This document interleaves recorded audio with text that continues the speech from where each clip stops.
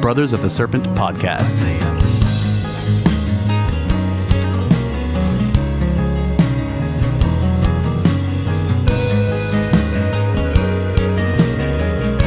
And like I just said, welcome to Brothers of the Serpent podcast. We got a guest with us today. Brett England, the official show observer, is in studio with us right now. How you doing, Brett? How's it going? Still observing, just more hands-on.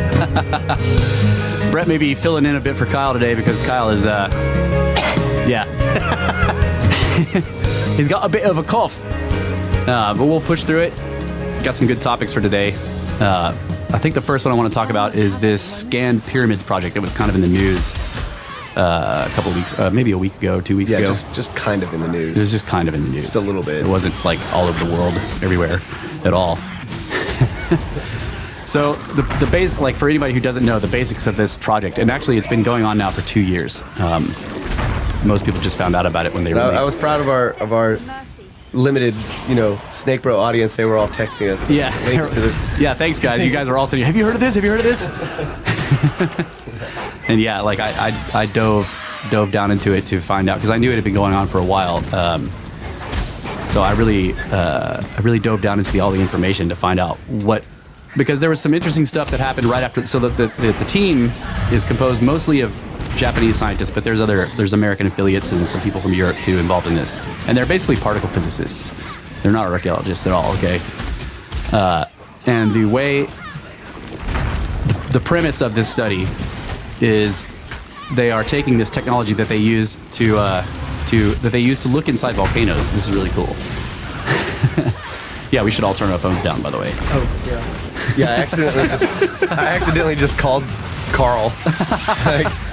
Sorry, Carl. Sorry, Carl. We're podcasting. And if you call me back, I'm going to reject you. Or put him on the mic. So they've been using this technology for a while to basically see inside of volcanoes, to be able to look at the chambers and everything like that inside of volcanoes. So it basically can scan non-invasively deep into structures made of solid stone.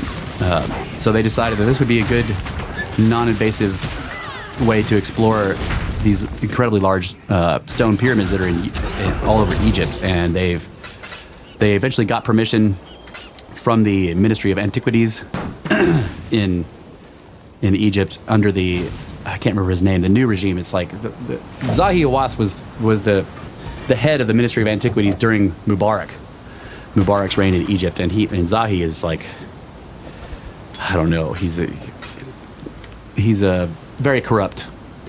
And on par with the guy who stole all the mica out of the Pyramid of the Sun. Yeah, those guys are. But worse, level. But worse, like Zahi, like there's a really strange story for his background. He was a guard, basically. He was like a rent-a-cop on the plateau out of Cairo for years, and then the Association for Psychical Research.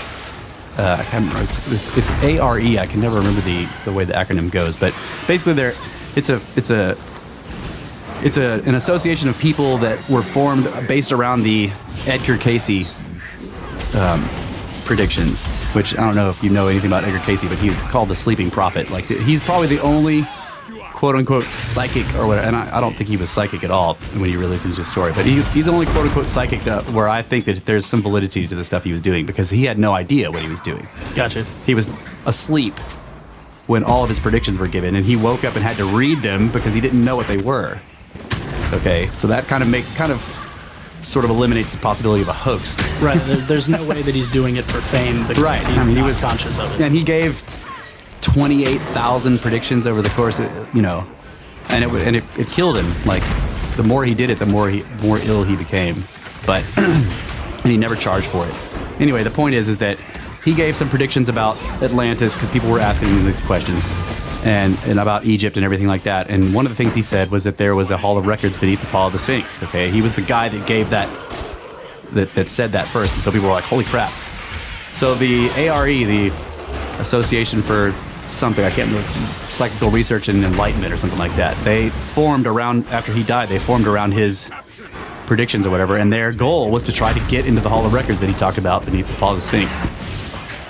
And there were some very wealthy individuals involved in this organization and they had become wealthy based on his predictions that they had asked him for of Wall Street stuff. I mean, they made enormous amounts of money on some of the predictions he gave for whoever it was that was giving the predictions through him. So they were really wealthy.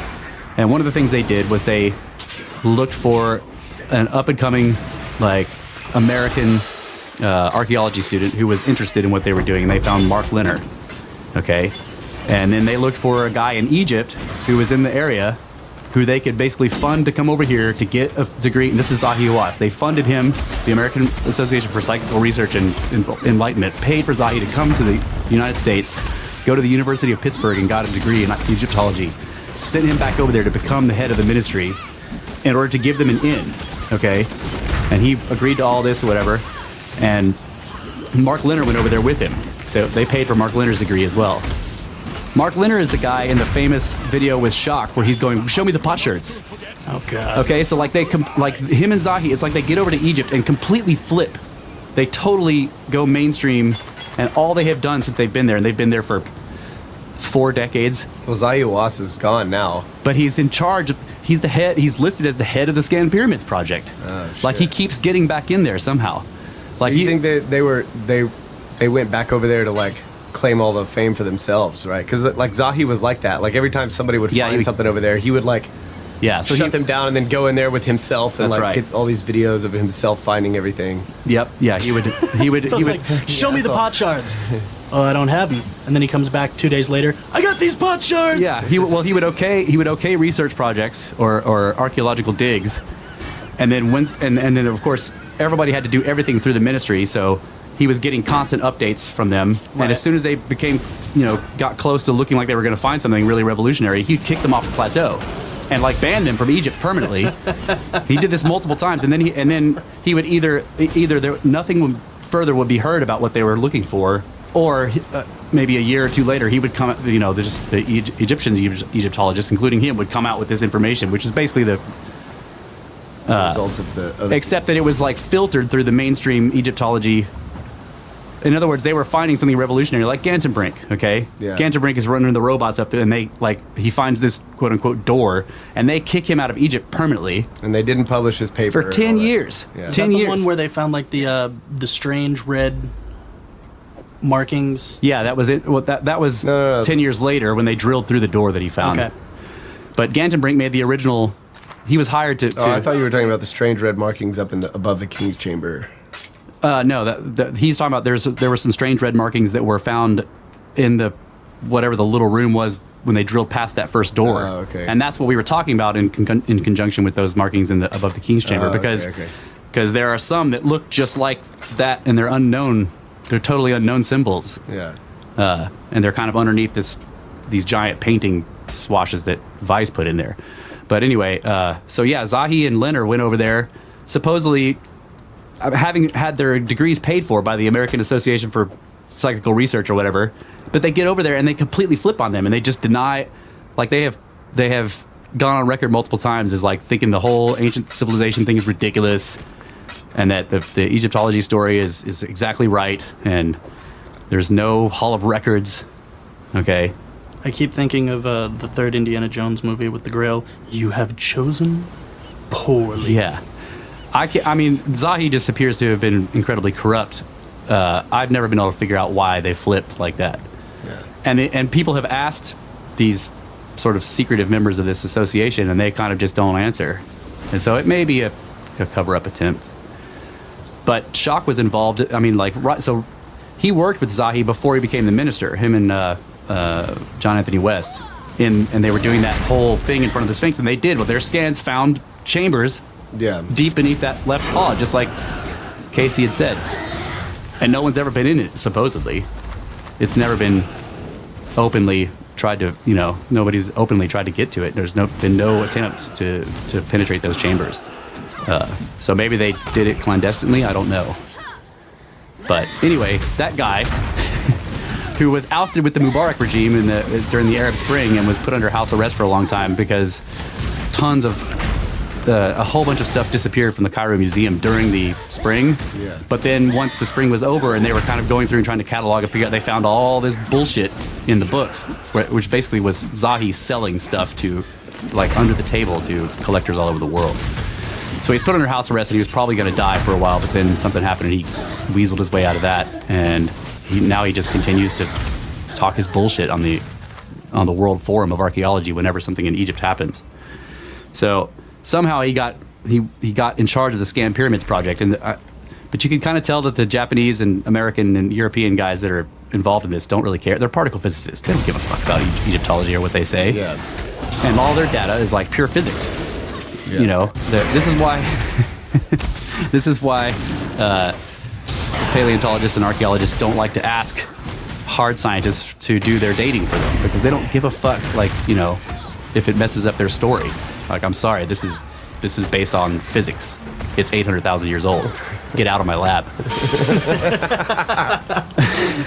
Yeah. So these guys have been releasing data that they found with this scanning, and every time they've made a release, all the Egyptologists like flip out because they're like, well, you should be running this stuff by us before telling the public. And people are like, did they really just say that? Did he just say that? Like, and yes, Zahi came out and after this most recent release, he came out and said, well, it's probably not an actual chamber. It's like it's probably a place where they just More relieving chambers. And well, actually, he claimed that it was just like poor building, is what he was saying. Yeah. That it was just like sand and junk trapped between blocks that were not put all the way together. Hold on. Because Can I interject here? So No. his thanks, man. So his explanation is one of the most incredible feats of engineering ever that we have discovered. yeah, but they don't think that. But that's yes. supposed to be the reasonable excuse. Yeah, they don't think it's an incredible feat of engineering. Like, anytime somebody says it's incredible, these guys like trip over themselves telling you how it's not. And I'm usually like, well, it's probably 30,000 years old. Yeah, and I mean, I could sell you beachfront property in Arizona too, but I mean, it doesn't mean that. I'm telling you, they really don't think they think. It blows me away that people accept this and like, this is what's taught. This is our mainstream model. Yeah, it's because they suck at building. yeah. Well, I mean, a pyramid is just like the easiest way to stack up blocks. yeah. I mean, if you want to build a giant thing and you want it to stand there for a long time, a pyramid's the easiest thing to do, supposedly, according to them. Beavers do it. How many have we built? Yeah. We built that one in Las Vegas out of glass. And it had like huge construction issues. Yeah. Yeah. Okay. Yeah. But, I'll finish up here. and yeah, so I was See you basically, soon. one of the greatest sources for the information about this has been Graham Hancock's forum on his website. Okay. And it's in the mysteries section. So starting 2 years ago, they started to talk about this. So I'm reading this thread, and it's enormous. Okay, it's this enormous thread because they've been talking about this for 2 years, and like this guy, posts. He's like, okay, this just happened, and they're going to do this or whatever, and like I find out from that post, and I remember this after reading it. The guy was like, great, I've been waiting for them because they did that infrared scan like 2 years ago, and this was 2 years ago. So now 4 years ago, they did the infrared scan, if anybody remembers. But if not, basically they did the same kind of thing, but they just went around the pyramid with infrared cameras. Mm-hmm. And they found all these hot spots, a couple that are really, really marked. Like, so after the sun goes down, right, you expect there to be sort of a uniform heat signature. So like the sides of the pyramid that were facing the sun as it went down are going to be the warmest, but that whole side should be uniform, right? And as you come around, it'll be cooler on this side or whatever, and then the sort of the desert sands. But they would find these really brightly glowing spots in certain areas, which implies You've got heated air or like a discontinuity in the material. Yeah, that there's probably some opening behind it that's causing these rocks to be a different temperature. That there's something going on there, but the most prominent most prominent hotspot was too hot for even that to be an explanation. And the best explanation, and no one. This is the thing. That was done 4 years ago, and no one has fucking looked at it. No one has tried to find out why there's this hotspot or these hotspots or whatever. But the most interesting one is I can't remember which side it's on. It's probably the north side, but it's all the way down at the base, and there's this area that just glows really brightly. Okay. And the infrared scan also shows that there's some kind of fissure that's nearby. Okay, so there's this crack in the rock or whatever, And so they were saying, well, there's just like hot, there's hot gases coming up. And people are like, from where? The caves that you say don't exist under the Giza Plateau? Where is this hot gas coming from? Or the fact that, underground, like if you've ever been in a cave, it cold. Stays roughly at like 60 degrees all the time. It should be cool. Yeah. So the hot desert sand, this air is hotter than that. Yeah, and that's the other problem with any crack, and that we're like, it should be full of sand. Yeah, I didn't even think of that. But anyway, so no one's explored that. So the very beginning of this thread was like, so they're going to do this scanning, and people were like, great, because I've been waiting for them to find out what the hell is up with that infrared scan. And they all did a bunch of predictions on what they thought they would find or whatever. So the results of it took them 2 years, and that's because it's a muon scan. So muons are like they're a type of, they're not an electron, but they have the same charge as an electron. They're negatively charged, and it's precisely the same as an electron. But muons are really heavy relative to an electron, so they have a lot of mass. Okay, so electrons supposedly, are massless. So that if they encounter any kind of field, they get kicked out at light speed. So all of them are moving at light speed all the time. Muons don't move at light speed because they have too much mass. So they move at near light speed or whatever, and because they have a lot of mass, they can like when they're going through like dense material like stone, they will run into shit. Yeah, okay. They'll interact more with the material of the stone. Yeah. So, but they're so massy that even when they hit stuff, they'll keep going. Yeah, they don't get thrown out in other directions. I mean, some of them will stop. So in the depths of the pyramid, which is where they put the initial plates, and the way they do this is they have these. Basically, think of it like film. They have these big square plates with film, and they just set it down in there, and then just leave. And then you wait for muons to run into it, and the film will develop because it's muon sensitive.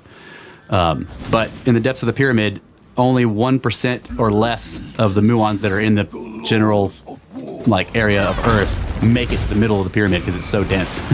So you have to leave the plate in there a long time to get the exposure. So they did one that was they left in there for a couple of months, and they looked at it and they were like, okay, there is some strange stuff here, but we can't really tell what it is exactly. So they put another one in there, and this was a big arrangement, so that they had multiple plates stacked at precise distances from each other. So they had one, and then there was one that was exactly like a centimeter away from that, and then there was another set 6 inches away. And the reason they did that is so that they could tell where they were coming from. Right, they could triangulate. Yeah. So it hits this plate, and then it goes through that one and hits the next plate at this angle, and then you're like, okay.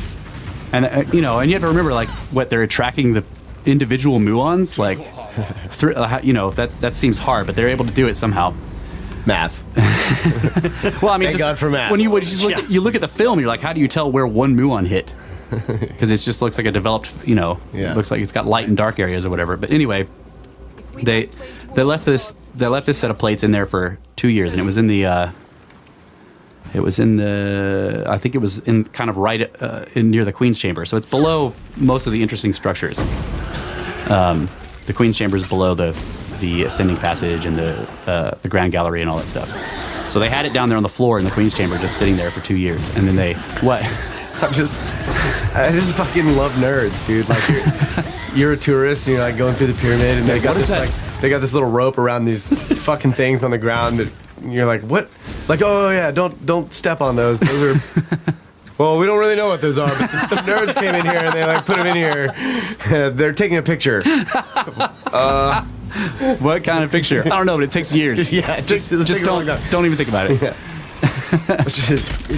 It's funny because my initial reaction when I read about this, and I think I sent it to you guys in a text, was that it's ridiculous to me because this whole thing is taking a satellite and using it to send a beam into my kitchen to boil eggs because the Bureau of Egyptology in Egypt says I can't turn on my stove. Yeah, but but if your attic had crazy hidden chambers in it somehow that we needed to see. Well, what I'm saying is that it's so much more difficult than it has to be because they just won't let people explore. Well, yeah, and the other thing is so now we have muon plates getting angles to triangulate and muons. Well, but it's cool because it's non-destructive. It's not. It's totally. Well, yeah, and I mean, it's destructive. I mean, muons destroy shit. Yeah, but that's not our fault. You're right. We can't stop it, so we might as well use it. Yeah, but they tell the Egyptologists, don't worry, it's not destructive. It's totally non-invasive, even though the muons are tearing through the pyramid. And I mean, all the time. it's also pretty kick-ass because it's oh, so we can't do that. Oh yeah. Well, I got these plates Yeah, that'll detect we muons. have God's X-ray. Yeah. But the only reason they've allowed this, and the only reason they allowed the infrared scan, and then this, is because Egyptology, or Egypt, its sole export was the tourism, and it's like reduced down to, I don't know, a few percent of what it was before the Arab Spring. Like, no one will go there anymore because they're afraid. And I keep hearing these various people, and John Anthony West said that it's like it's no more dangerous here than it is in any streets in any city in the United States, which is probably true. But the point is that people aren't going, and they want to bring the tourists back. Right. This is the only reason that these projects have gone forward, because they're looking for something to draw the tourists back. Yeah. So they find these right. Boycott pyramids so Yeah, we that's can right. learn more Boycott about it. pyramids so we can find more about pyramids.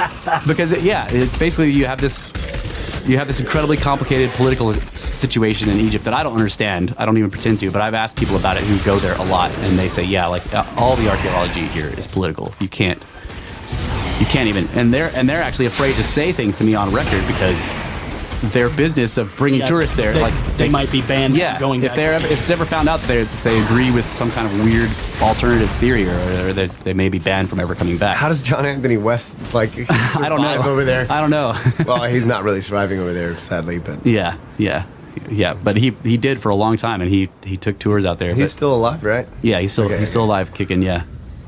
And I think they got him home. He was able to go home. He's still under the weather, but yeah. So that's the only reason these, and what's really annoying to me and to other people that are paying attention to this is that they allow these kinds of scans or whatever to happen, but then they just don't follow up on them. Right. Because they find out that it's not going to. This is why Zahi was saying you should be running this by Egyptologists before releasing the information to the world. Like, what they want is to be able to filter whatever is found so that or be prepared for it so that they can incorporate it or somehow twist it into to their fit theories and all that. to fit their paradigm. Yeah. So that's why he was. And of course, after reading this, I'm reading this long thread on this, and I have to get involved. I start seeing people ask questions, and I'm like, I know that. Like, one guy was like, has Zahi commented on this? And I was like, yeah, he did. He said, and I quote, no! That's basically what he said. But how did he end up heading it up? Like, I have no idea. What the hell? Everybody was saying that. How did he get in charge of this? Because didn't he resign, or was he replaced, or like? Yeah, so he was replaced as the head of the Ministry of Antiquities. Yeah. For shady black market dealing. Yeah, and a bunch of other stuff that and basically, like, he was part of the Mubarak regime, and everybody was pretty corrupt. Yeah, well, I mean, you know what happens when a regime is ousted by a coup? Everyone involved in it dies, right? Right. Or they have to flee the country. Somehow, I mean, and head of the Ministry of Antiquities is like, I mean, that sounds like, whatever, but in Egypt, it is the biggest ministry they have because that's all their income. Yeah. So being the head of that is like it's like being vice president or something, or or like the Secretary of State. This is a big position. Somehow he's not only not dead, he's now being put in charge of stuff again. I don't know. The Association for Psychical Research and Enlightenment may have something to do with that. They have a lot of money, and they want him in power. I don't know why, because he constantly says the things they think are bullshit. Yeah. So it's a twisty rabbit hole. But anyway, the results of the scan that they just released, which really pissed Zahio off, it really pissed him off, is basically they found this. There's first of all, they mapped the known corridors and tunnels really, really well. Like, they got precise measurements on all this stuff. Anything above the Queen's Chamber where it was, right? Yeah. So there's this sort of an angle of view that the plates were able to pick up above that. Even the places they knew about or that have been explored like once before, they've been closed off almost indefinitely, though, right? Well, there are some places like that, like the like the shaft or whatever that goes down. So like this was their only way. You mean the well shaft? Yeah. Yeah. That's some of that is tunnel to nowhere. Yeah. Some of that is above the Queen's Chamber, I guess, because it goes into the ascending passage. But anyway, like, you guys can go look at some of the results if you want on YouTube. They have some fascinating videos. They're basically mapping all of Giza. They put up drones with LiDAR and have been making these enormous point maps of the entire plateau. and of the interiors of all. So basically, like, and then now they're putting it in VR, and like, so there's this fantastic video where they're walking around in VR. I mean, it looks real. It's perfect. Anyway, so you can go look at that, and there's some other stuff that they've been releasing where you can basically go inside the pyramid and kind of stand inside of it. Like, there's no stone, but you can see the interior structures and sort of look around them and see all the shapes of stuff. And people are finding out weird stuff just from that, because you can kind of see the outlines of the shapes of the blocks that line those corridors. Yeah. And they're finding weird anomalies. Just like, okay, everything here is like, the blocks are heterogeneous. They're all different sizes or whatever. But then you get to this one part where they're all exactly the same size. Why did that happen? And then like this whole chamber is built this way, but on this side it's like one single entire slab.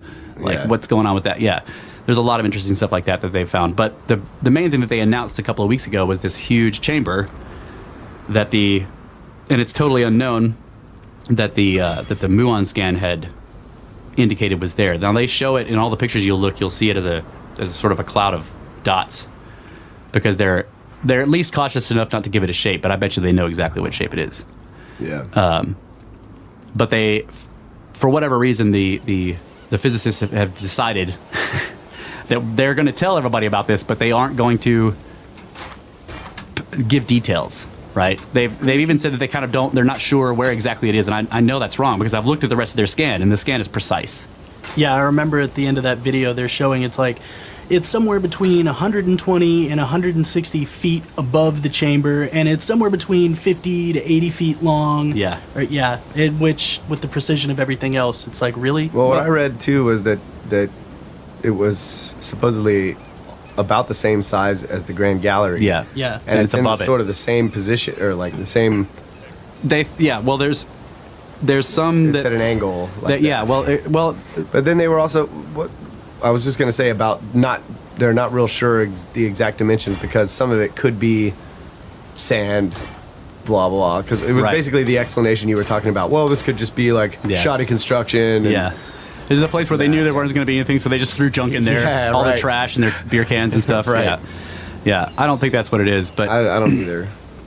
However, in going through this thread, I did find out that this is on the north side, because this unknown chamber is basically, the location is sort of above the it's kind of above the main entrance, which nobody uses now. Yeah. The main entrance has this strange like chevron shaped blocks above it, and there's a weird symbol sort of carved. Maybe not a symbol. It looks a shape though. It isn't construction related. It has no purpose other than to be this shape, to show you this strange shape or whatever. And it's the only known.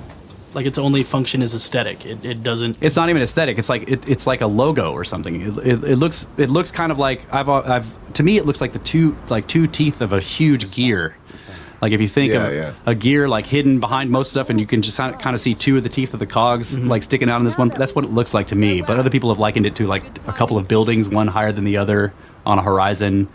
It's the only known symbolic shape in the entire pyramid, or anywhere on because the pyramid itself doesn't have any carvings in it or whatever. It doesn't have anything like that. Right. But there's this weird shape above the door that has no like structural purpose.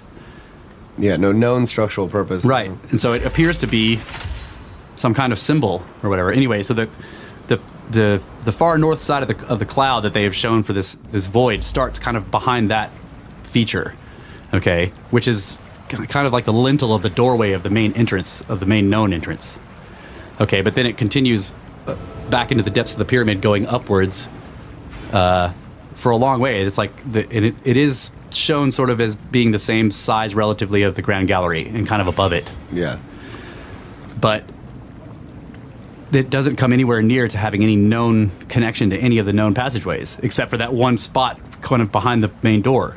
So then there's like an implication of, okay, we found this, that's great. What does it connect to? And or that the main door is also a trick door. That's right. It's a trick. Like it leads like the way it was found was by Al Mahmud, the caliph in the. Oh, you mean one of the guys who just destroyed? Well, he knew that there was an entrance on the north side, that their legends had that or whatever. But he just got a bunch of work, and he was like, start on the north side and sort of just start digging inwards, and they found the descending passage because of the the prism block that covered the ascending passage. Yeah, it's basically this enormous block that could rotate in the ceiling or whatever. Their blasting had disturbed it, and and it fell, and they heard it, and they flipped out because, I mean, you're digging into what you think is the tomb of God, and then you hear this enormous boom in the rock next to you, and you're like, holy shit, we just woke up God. And they went running out, but he told them to go back in there, and they tunneled in that direction and discovered the descending passage. Okay. And the interesting thing about all that, and like I read these things where people are just kind of ignore all that because they talk about the tomb being looted. They talk about it having been looted in antiquity or whatever, but when he had dug in there, no one knew where the entrance was, and it was completely sealed. Like when they came back up to find out where it was totally sealed off by existing, stone that was part of the pyramid itself. It wasn't like it had ever been opened. Right. Okay. And then the ascending passage would have been completely hidden by this prism block that they inadvertently knocked down. But even then, once they got up into the ascending passage, now they knew it was there. There's these enormous stone plugs that were like blocking it. Granite plugs. And and they looked like they had been like started from the top of the ascending passage and just slid down, because it slowly gets narrower. Right. And they just slid down jammed into the end of it, bam. And those were not moved since they were put there. And they fit perfectly. Right, so Mamoon had to tunnel. Yeah, so Mamoon had to tunnel around those plugs through the limestone. Right. Which is another weird thing. Why are you using granite plugs in a limestone structure? Like, it just means that, you can easily not easily, but you could tunnel through the limestone. Right. So that was weird. And I like the way Graham Hancock talks about it, like being this puzzle where the builders knew that people were going to try to get in, so they set it up in such a way that would just like every next thing blow your mind. Blow your mind. Like, what the fuck? Yeah. It just makes you think, like, why did they do this? Every next step, like, why? How? Yeah. What would have caused them to do this, or driven them to do this? I think that's cool. Yeah, it is an enormous puzzle, and all indications are until Mahmood had tunneled in there, that no one had even broken into the descending passage. But even if they did, they would have found the descending passage, which is like 300 meters long. It goes down into the bedrock beneath the pyramid and ends in the subterranean chamber. In other words, the ascending passage would have just been it would look like part of the ceiling. You would have had no way of knowing that you could rotate that particular block. And if they had known that they could rotate the block, then they ran into the granite plugs. Granite plugs, and nobody had tunneled past them. So this other chamber, like, this is the thing. Maybe it was looted, and when it was looted by people who knew the original entrance, but not that way. The one that went into this new chamber that we found. Right. So there have long been legends that there are 3 entirely separate, complete complexes inside the pyramid that don't ever intersect with each other. Yeah. That doesn't look like it's probably true anymore, because the other thing the Scan Pyramids project has shown us is that there aren't any other unknown voids anywhere, at least as far as I can tell, or as far as a researcher could tell. So that sucks. But this chamber is huge. Like, whatever it is enormous. And it doesn't appear to connect to anything we know, unless there's some kind of another Well, maybe the 3 would have been the ascending passage was completely closed off from the ascending passage. Yeah. We connected them. So that's 2. And then the third one would be this one that we just found. Right. Now, I read in a story that what the plan is they were going to drill in the closest place to that void. They were going to drill like a small hole into it and put a tiny little drone in there and fly it around. Right. In 10 years, after they kick all these guys out of Egypt, like they did to Gantabrink. I just don't believe it's going to happen anytime soon. They still haven't done anything with the infrared stuff. They just that this article generate. Well, it may happen if these researchers get it to happen. Yeah. Which is possible. I mean, couldn't you also run like little fiber optic wires? Like, I mean, that's pretty. Yeah, but a drone would be cool. Yeah, it would be way cooler. And they already have. Come on, fiber optics is 80s, bro. What the hell? Yeah, what is this, like Mission Impossible? I'm just saying, you'd have really tiny holes. We've got robots now. That's how they do knee surgery. I'm just saying. Put fiber optics in your drone and fly it. Well, they have all those LiDAR drones anyway. I mean, like, we'd send a drone in there and have it just LiDAR the chamber and come back out. Well, I mean, you need a receiver to do that, but anyway, I don't know if they're going to ever try to access it or not. I mean, like, yes, I did read that, like, people were saying that they should drill or whatever, but the Ministry of Antiquities doesn't look like they want to drill anywhere. they don't even think it's a chamber. Fuck them.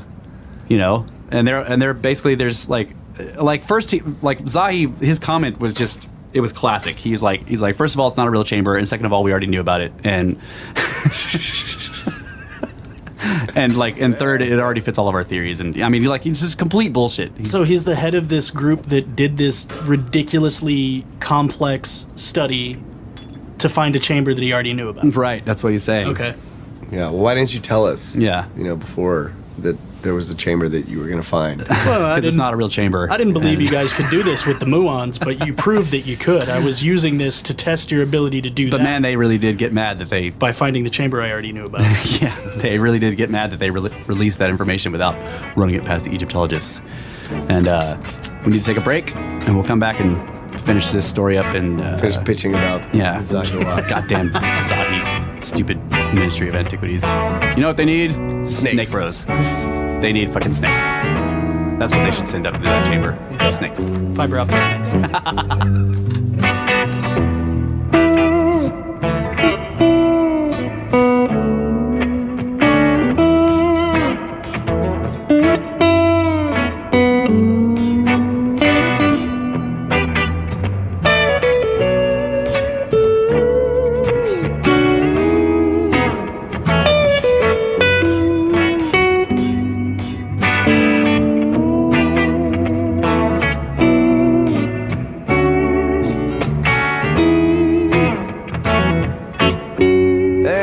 Ladies and gentlemen, brothers of the Serpent podcast, hailing from the 10 by 10 by 10 tangent cube of science, and I feel like someone stretched my face over a drum. It's standing out on the wind all day. Some peptides filling up with cedar pollen. Effing my shit up. Fiber optic snakes. Yeah. We got Brett in the studio here. Third guest? Third guest. Third. Fucking thirds. I'd just like to point out that Earth is the third rock from the sun. No coincidence. No coincidence at all. The numbers don't mean anything. Fucking Goldilocks over here. All right. Yeah, he's also the official show observer during the other shows. He's present as text on the screen, keeping us in the straight and narrow. Yeah, we don't normally give him a mic. Like when we're normally sane, we keep a mic away from him. That's right. He's usually remote and can't talk to us at all. Yeah, this is definitely my least efficient version of participation. All right, so to finish up with the scam pyramids thing, basically, as far as I can tell, the void is real and it is a chamber. There have been multiple theories given on what it could possibly be. Obviously, none of them have any substantiation in any kind of physical evidence because nobody knows. And the muon scans can't tell, for instance, if there's objects in the chamber, like if they're using regular GPR or some of the other types of deep scans that they have, they can tell when there's a metallic signature. So like if there's metal things in the chambers, they can tell, like the place at Gunung Padang, the big pyramid there. He said that the enormous chamber they detected deep beneath that had lots of metal signatures coming back. Yeah, probably mercury. Yeah, or pyrite. Probably mercury. Pyrite.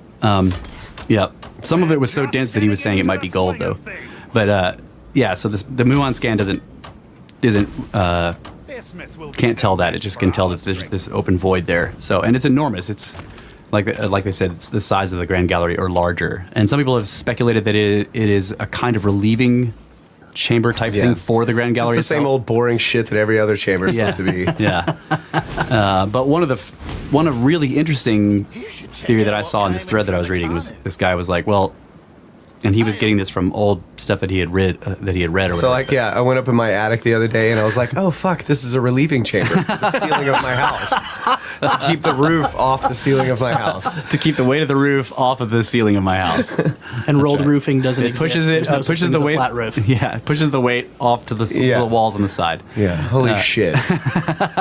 And these crossbar things up near the ceiling are kind of like those things above the King's Chamber. Yeah, did you find any cartouches on them? Yeah. Some mason's marks. Yeah. some framers marks. Yeah. No, Ty, can't talk to you. I'm podcasting. Fuck off. Yeah, what the fuck, Ty? Stop calling me when I'm podcasting, Ty.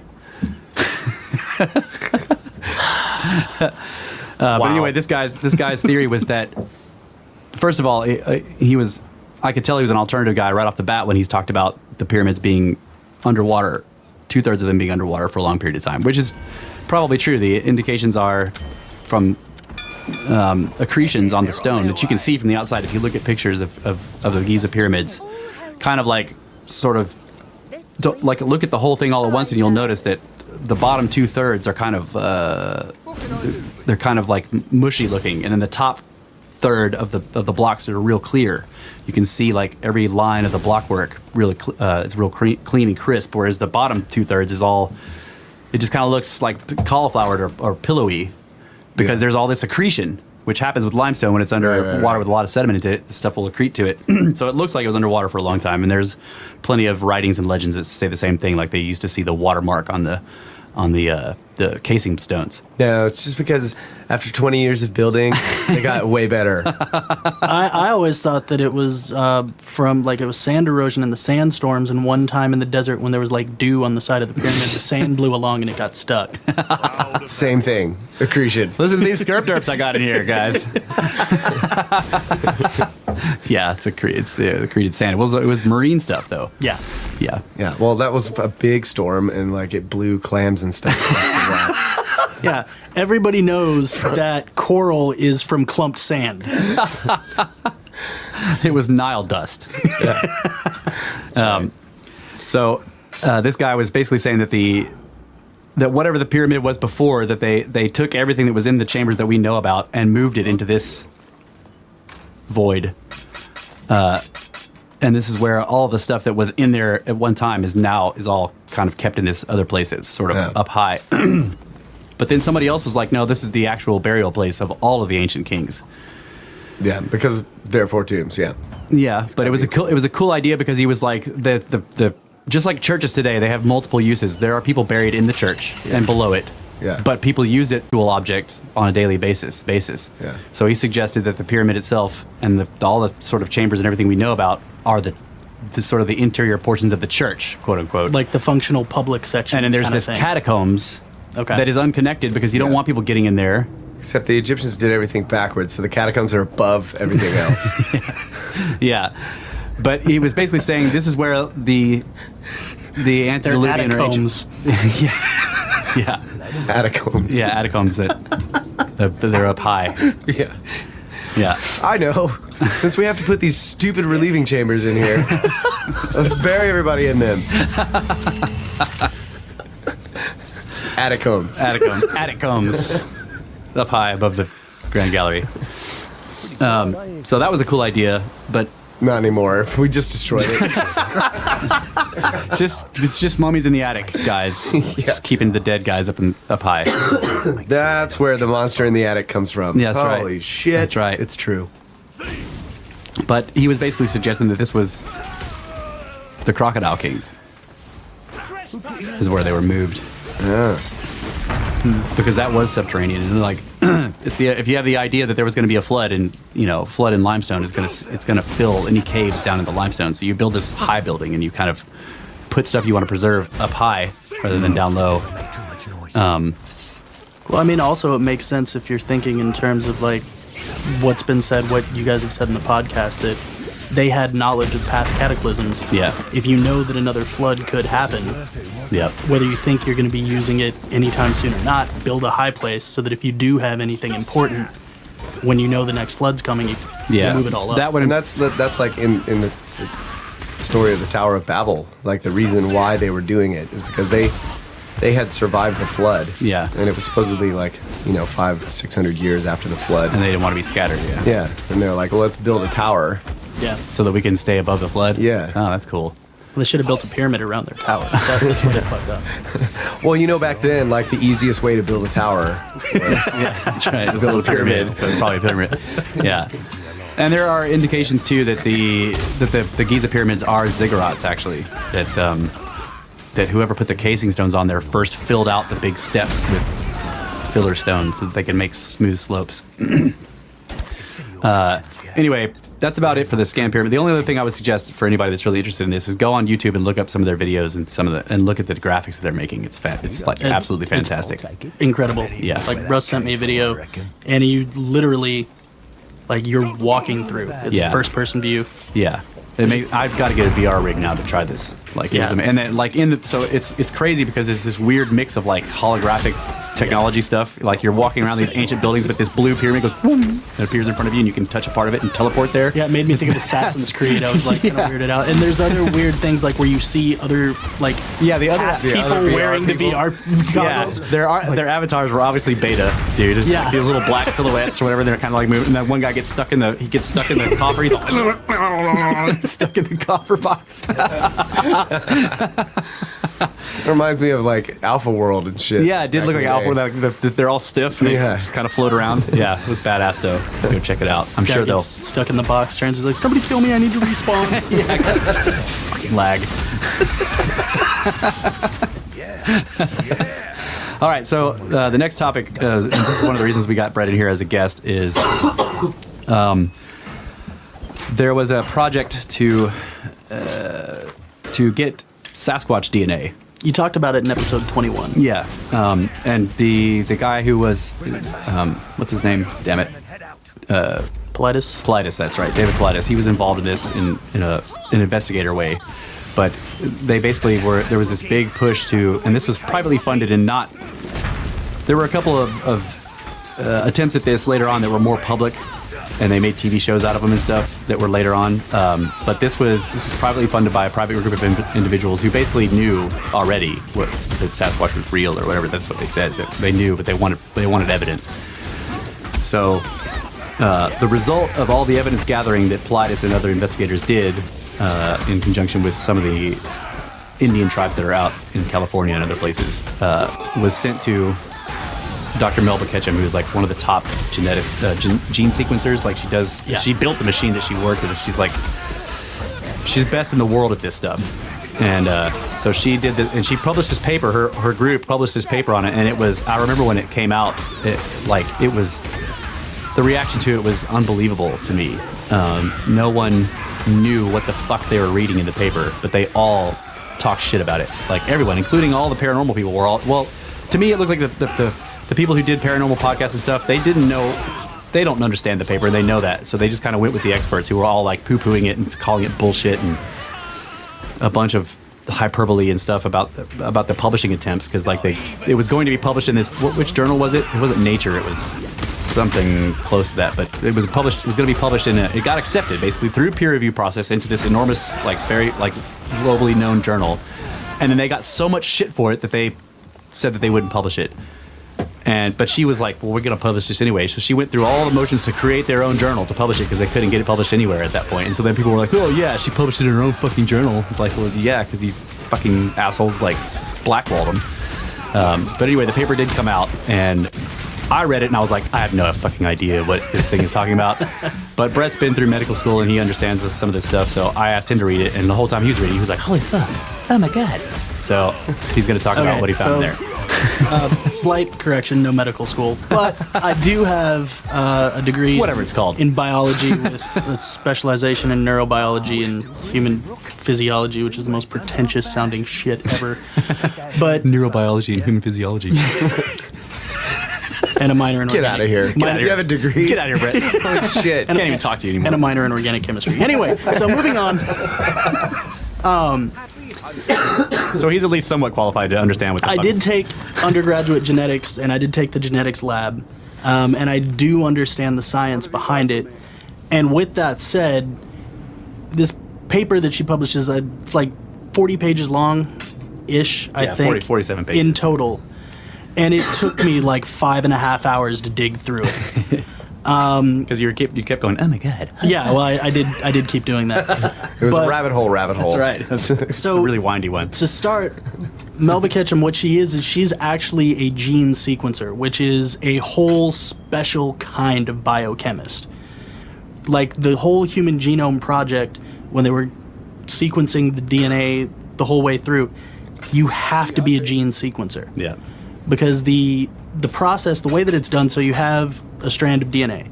Then it goes through something called PCR, which is where they basically take, say, a couple 100,000 base pairs at most.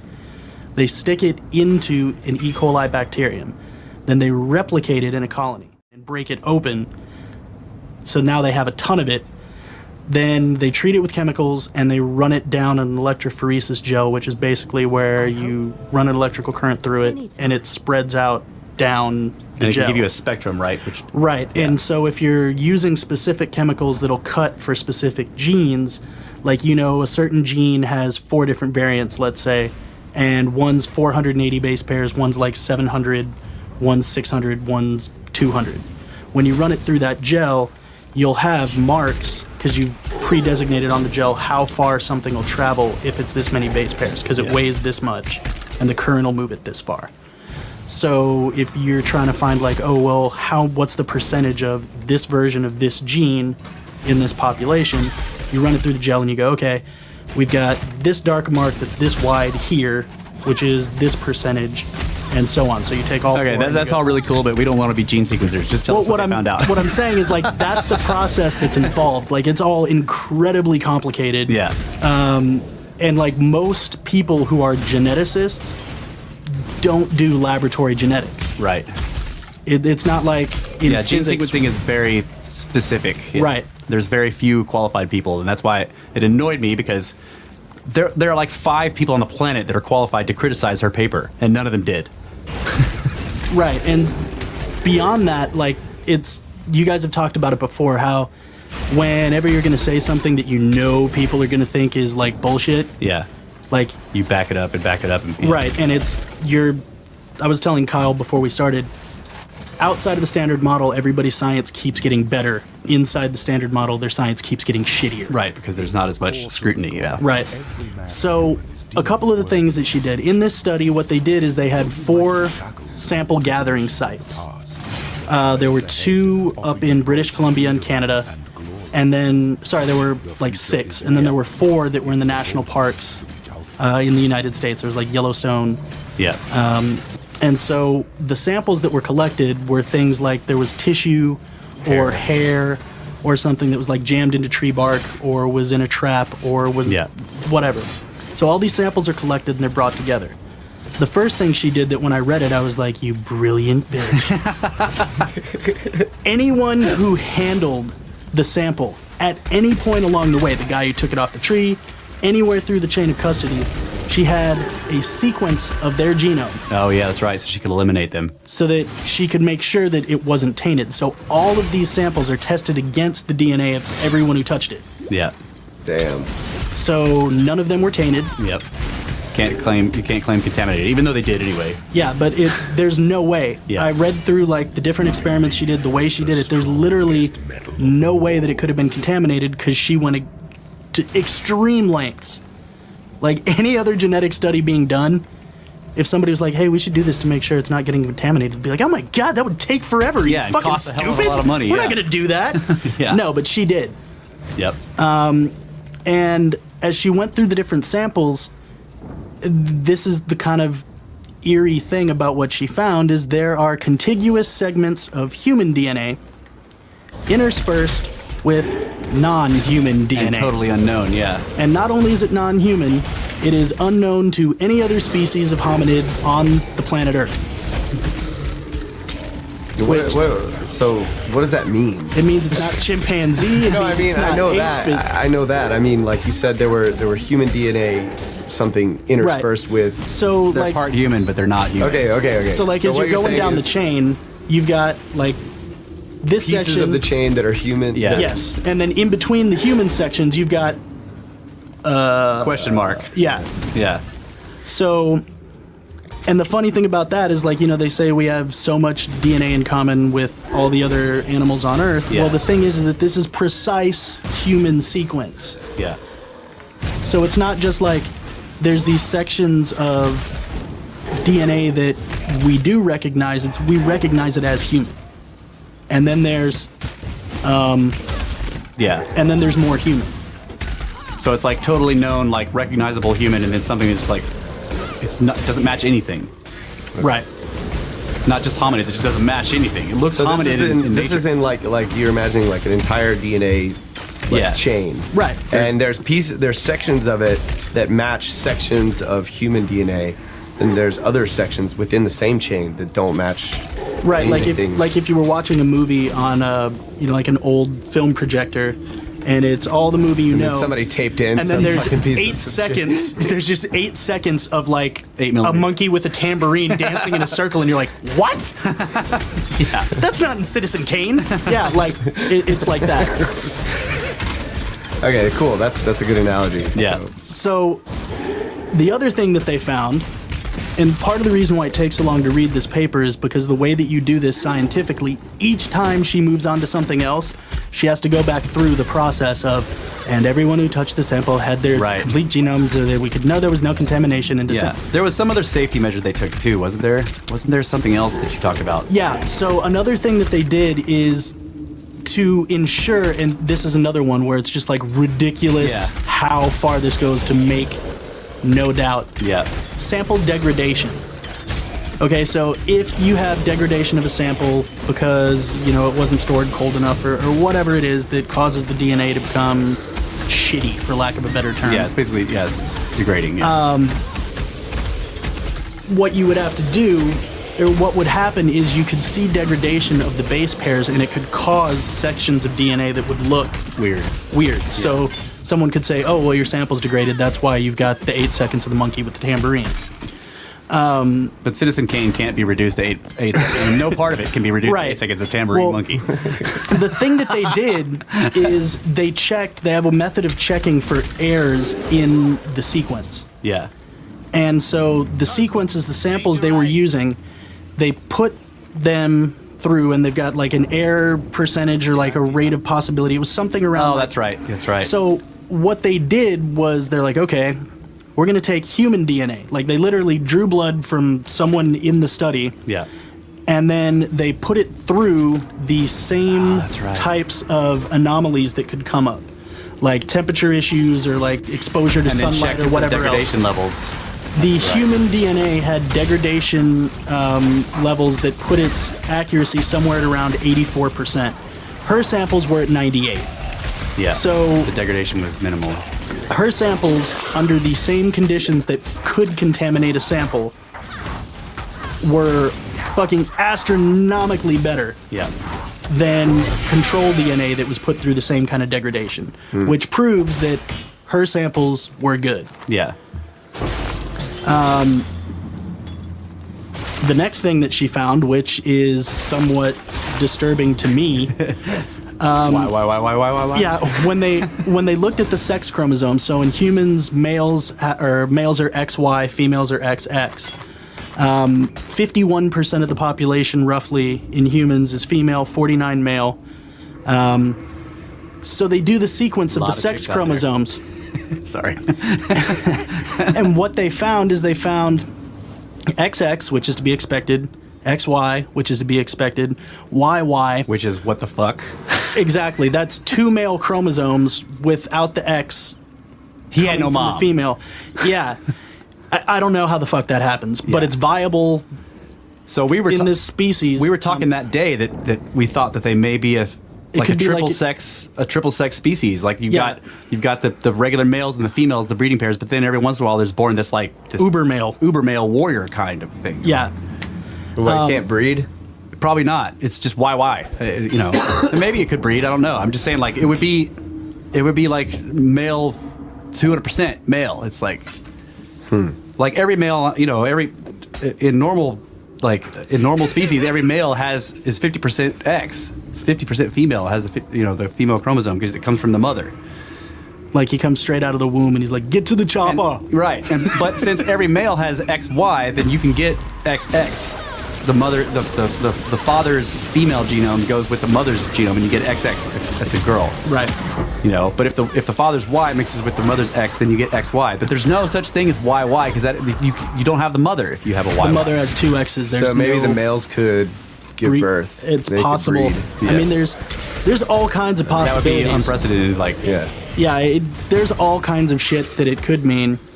There were a couple others that were weird. There were some trisomies. Maybe they were Yeah, experiments. there was like XYY and Yeah, there was like XYY, and then there was like XXY, and these are, like in humans, they aren't viable. Yeah. Like the ones that can survive can't breed, but most of the trisomies end up as miscarriages. they did. The other thing that was really, really strange, and this wasn't in the paper, I just kind of did this on my own when I put together the results that she had. The XX female group made up 12% of the testing population. That's right. The YY part of the group was like 30%, the XY, like it completely went against all of the ratios you see in humans. Yeah, and I think my assumption on that was because we mostly encounter the YYs and the XYs. Yeah, and I mean that's totally possible that the women aren't running around grabbing shit and dragging kids across mountains and rivers. Getting their hair stuck on trees and shit. Well, that's totally so possible. now you're basically being a bigot.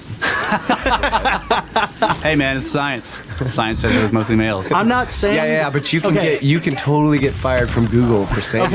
Okay. Look, I'm not saying that the XX females can't go out and drag humans around. I'm saying that they prefer to stay home and do dishes. Dude, I don't think. I don't think we're gonna publish this podcast, dude. Yeah, here we go. Yeah.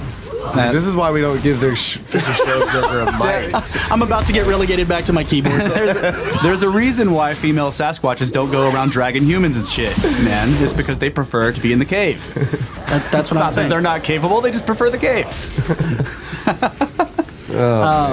It's also interesting with the whole YY and XY male thing is that about half of the Sasquatch encounters that I've read, and like you can go through thousands of reports,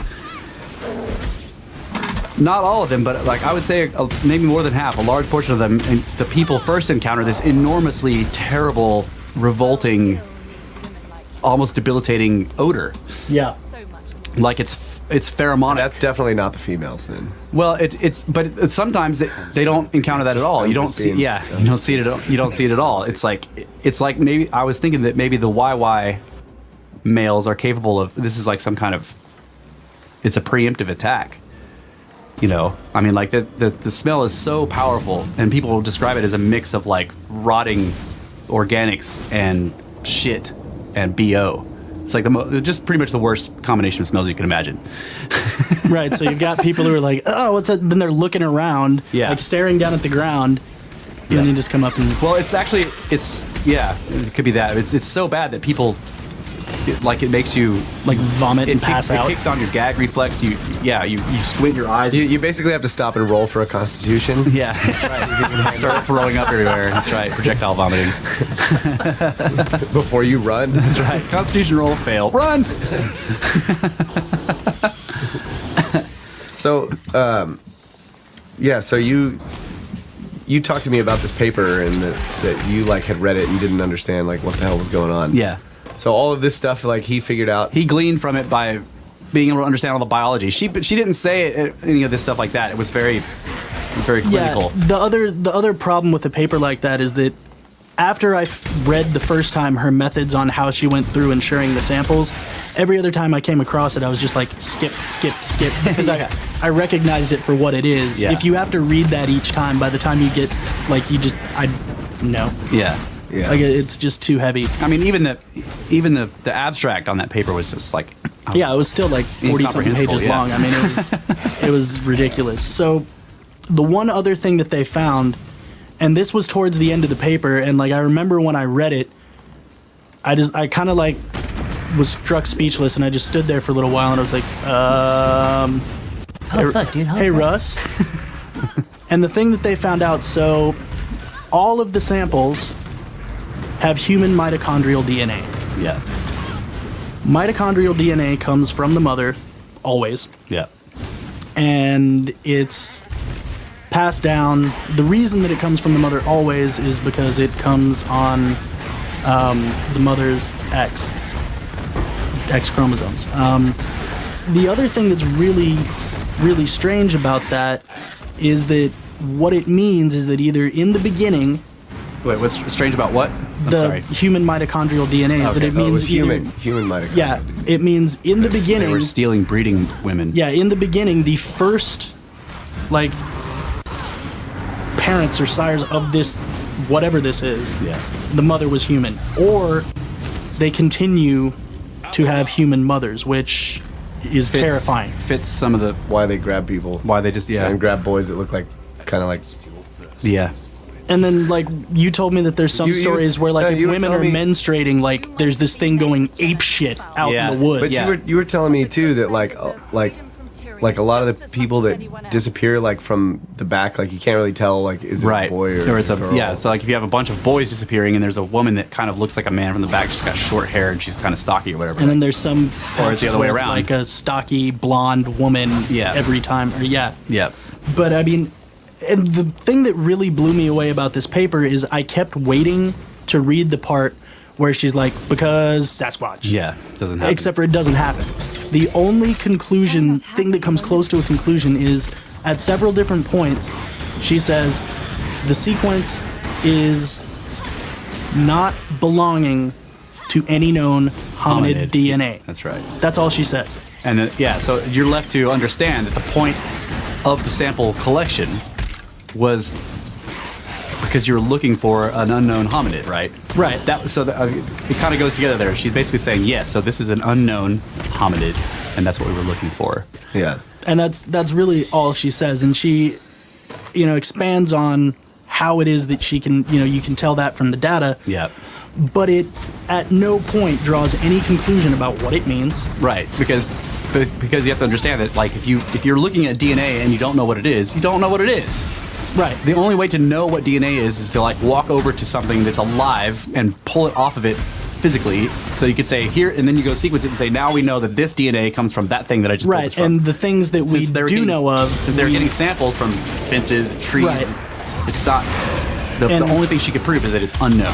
Yeah. And the reason why that becomes incredibly relevant is because everything that we do know, we don't have full genomes on anything other than the human. That's right. But we have reference Yeah. for everything. Yeah. And so all the different hominids that are currently known, we have reference sequences that when you're running these long chains of DNA, you can it would spot match. Yeah. And it matches nothing. Yeah. Which implies an unknown hominid or some kind of unknown, and it's got to be it's a mammal, right? Like whatever it is, like And she could tell that. the other thing that's somewhat disturbing is that all signs point to the fact that it's a human hybrid. Right, it's some kind of hybrid. Because there's human DNA and you've got human mitochondrial DNA. To me, that explain. I mean, even though the reaction to this was ridiculous, it was like skirp grips galore when that paper I would came out. imagine. Yeah, but to me, that implies that explains like why. Because one of the big mysteries about Sasquatch, and like one of the first things people will say was like, how come nobody's ever found any like bones or bodies or whatever? Because they're intelligent. They fucking don't let you just find them, and they're not like an animal that dies in the forest and like lays there. They gather their dead and put them somewhere. Yeah. And that's why we don't find them like lying around. Well, yeah, you had mentioned that the Indian tribes refer to them as a tribe. Yes, Like, they are a people who That's right. have their own culture and like Yep. shit they do. Yeah. Now we just need to go out and find the little people. Those guys don't want to be found either. I'll make a deal with you. Get somebody else to find it and some brilliant geneticist to do it. I'll read the paper and then I'll come back and talk about it. Sounds like a good deal. But yeah, You still have 2 minutes. Yeah, go ahead. No, expound. I actually started the timer late. So. you did a perfect job there. Yeah, very professional, bro. Yeah. It's pro. Very pro. Yeah. So we're gonna take a quick break. We're snake pros. Snake pros. pros. Snake pros. So we're gonna take a quick break and find out what the hell's going on outside, and then we'll come back. There's something's going on out there. Probably a bunch of snakes.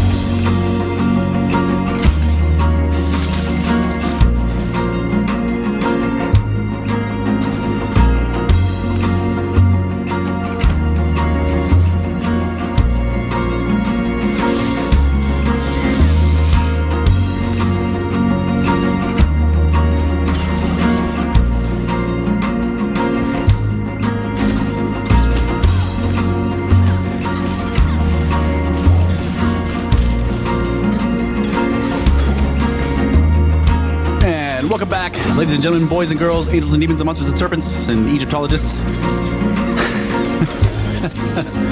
And They're not listening. And Sasquatch skirp derps. This is Brothers of the Serpent podcast, and this is first segment of hour 2. Brett just gave us that fantastic review of the Melba Ketchum paper, first ever heard ever of a review given by a competent person. You heard it here first, folks. That's right. And now I'm coasting the rest of the way. Right from the mouth of a snake. So, one of the other things, since I've been going through the Graham Hancock forums, these people are, like, I'm reading through some of the stuff, and these people are incredibly knowledgeable. They know, like, details about these pyramids. I mean, like, they've studied the Great Pyramid, but all of these, they know all of the names of all the different places, and, like, they know minute details about the structures that I'm just like, holy shit, you just knew that off the top of your head. Or they'll start quoting past, somebody will say, well, I read this in blah blah blah's book from 1843, and he'll be like, oh yeah, he was talking about da-da-da. And I'm like, holy crap. Like, they know everything. And one of the threads was fascinating. It started out with a whole bunch of pictures of basically like statuary, like the kind that you would consider to be anomalous because it's made out of granite, basalt, quartzite, just other really difficult to carve stone. And the guy was basically the thing he was trying to say with this was that if you look at these statues, and the reason they're considered to be Egyptian, they were found in an ancient Egyptian context in some temple or even in a pit buried upside down or whatever, but there's hieroglyphs carved on them in some places. But he was pointing out, like, if you really look closely at the statue work itself and then at the hieroglyphs carved, that the hieroglyphs look like scratched on later. Even though the quality of the hieroglyphs may be very good, like they're small and the lines are precise and clean, you can just look at the whole statue and tell that whoever did the entire thing did not make those glyphs. And so basically this is in support of what they call the LC hypothesis, the lost civilization hypothesis, that the ancient Egyptians actually found all this statuary in the sands or whatever Egypt was at the time when they got there. It may have been a savanna or low wetlands, But they found all these statues and they put their museum numbers on them. Yeah. So Kyle was recently in Italy, and he went to a museum. Like, this is cool because, like, while I'm reading this stuff, he's over there, and he takes all these pictures of these Egyptian artifacts, and we're looking through them, and I'm seeing the same thing, and we started pointing it out, and like there was one where on the top of the base of the statue is a square base, and like there's hieroglyphs across the top of the base of the statue, but if you like go down in the front of the base, there's Roman numerals scratched in on that part. And it's like, once we saw that, it's like, okay, it kind of made it obvious that like multiple cultures had adopted this statue. But I had noticed that too, because there's a lot of pictures of Egyptian hieroglyphs online that I had looked at, and like some of them are really high resolution. Yeah. And they're like so badass, like really, really badass, like carved into it, just perfect. Yeah. And when I was in the museum and I was looking at these statues, some of them were, black granite. And they're just perfect, shiny and everything, but where the hieroglyphs were in there, it was not. Yeah, the precision wasn't the same. The precision was not the same, and it was noticeable. Yeah, sort of like the wall in Zeb Tepe, where you've got ridiculous, precise, amazing glyphs at a Zeb Tepe down at the bottom. Zeb Tepe. That's the first time. Right, like it's on the plateau where they have they've dug down several like feet. It's like 80, 90 feet, and there's just a wall of glyphs that you can look at. And as you get towards the top, which should be the newer, more advanced stuff, it's way shittier than the carving that's at the bottom. I'm not sure what you're talking about, but yeah, that's. But like how you've got the differences between quality and craftsmanship as you move up, like you can see it on things when you look at it. Yep. Especially stuff that's made out of ridiculously hard to carve things. Yeah. Because if you don't have the right tools, you're sitting there just wailing on it. Right. And you lose your precision. And some of them definitely the glyphs just look scratched on. Yeah. But on other ones, they're well done and they're deeply imprinted, but you can still tell that even though that craftsman that made those glyphs was competent, like he still isn't the guy that carved the whole statue, because for one thing, the glyphs were never polished. Yeah, that's what I was gonna say. Like they're white. Yeah, like the little border line that goes around. Yeah, whereas is like white. The entire statue is this beautiful, like yeah. black, shiny, perfectly smooth, and then the glyphs are carved in, and they're really well done. They're clean and everything, but it's not. It doesn't have that. It's not polished or patina or whatever. Well, to like polished granite or hard materials like that, don't you need not only like ridiculously badass polishing materials, but you'd need some like almost machine, because to do it by hand would be fucking. Yeah, I mean, you need some kind of like dust abrasive and like you'd need advanced tech. Yeah, and well, and the other problem with a lot of these polished statues is there aren't any tool marks. Like you look at it with a microscope and you don't see the tiny scratch lines that you should get with diamond dust right. and rub and with a rotating, polishing tool. They don't even see that. It's just fucking smooth. But they were all made with chisels. yeah, and then they just rub them for thousands of years with their fingers. Yeah. So yeah, that was. But not the glyphs. Right, not the glyphs. So that was fascinating. So we were looking at that, and I was thinking of this thread while Kyle's showing me the pictures. And like my idea was that, like you said, their museum. It's like their explanation of the statue. Well, we were looking at this one picture that had the where I was looking at the base of it, where in front of the feet of the guy, it's got these hieroglyphs going across. But then on the front face of the base, not the top of the base where the hieroglyphs are, but on the front face, there's like the Roman numerals. Yeah, MXL. And then like we were like, oh yeah, shit, I didn't even notice that. And like I didn't get a good picture of the Roman numerals, and they were kind of like faded, and you couldn't really tell like what it was saying. So like the newest ones were like more faded than the Egyptian hieroglyphs. So then we moved to the next picture, and it's the side of the statue, and like down on the right corner is it's like 045599 in Sharpie or whatever. Russ is like, see, there's our number. That's we just put our number on it. It just like made his point. That's these are their museum numbers. Yeah, but I think because the statues are iconic, and then when you look at there's two different types of Egyptian glyphs. There's the hieratic script, which is more like an alphabet, and then there's the hieroglyphs that everyone knows of, the complex picture-based glyph set, which there's 10,000 different. But it turns out that the hieroglyphs, the really complex system, not the hieratic script, but the hieroglyphs were only used in what's quote unquote a religious context. It's probably not a religion though, but more scientific probably. Yeah, it's some kind of.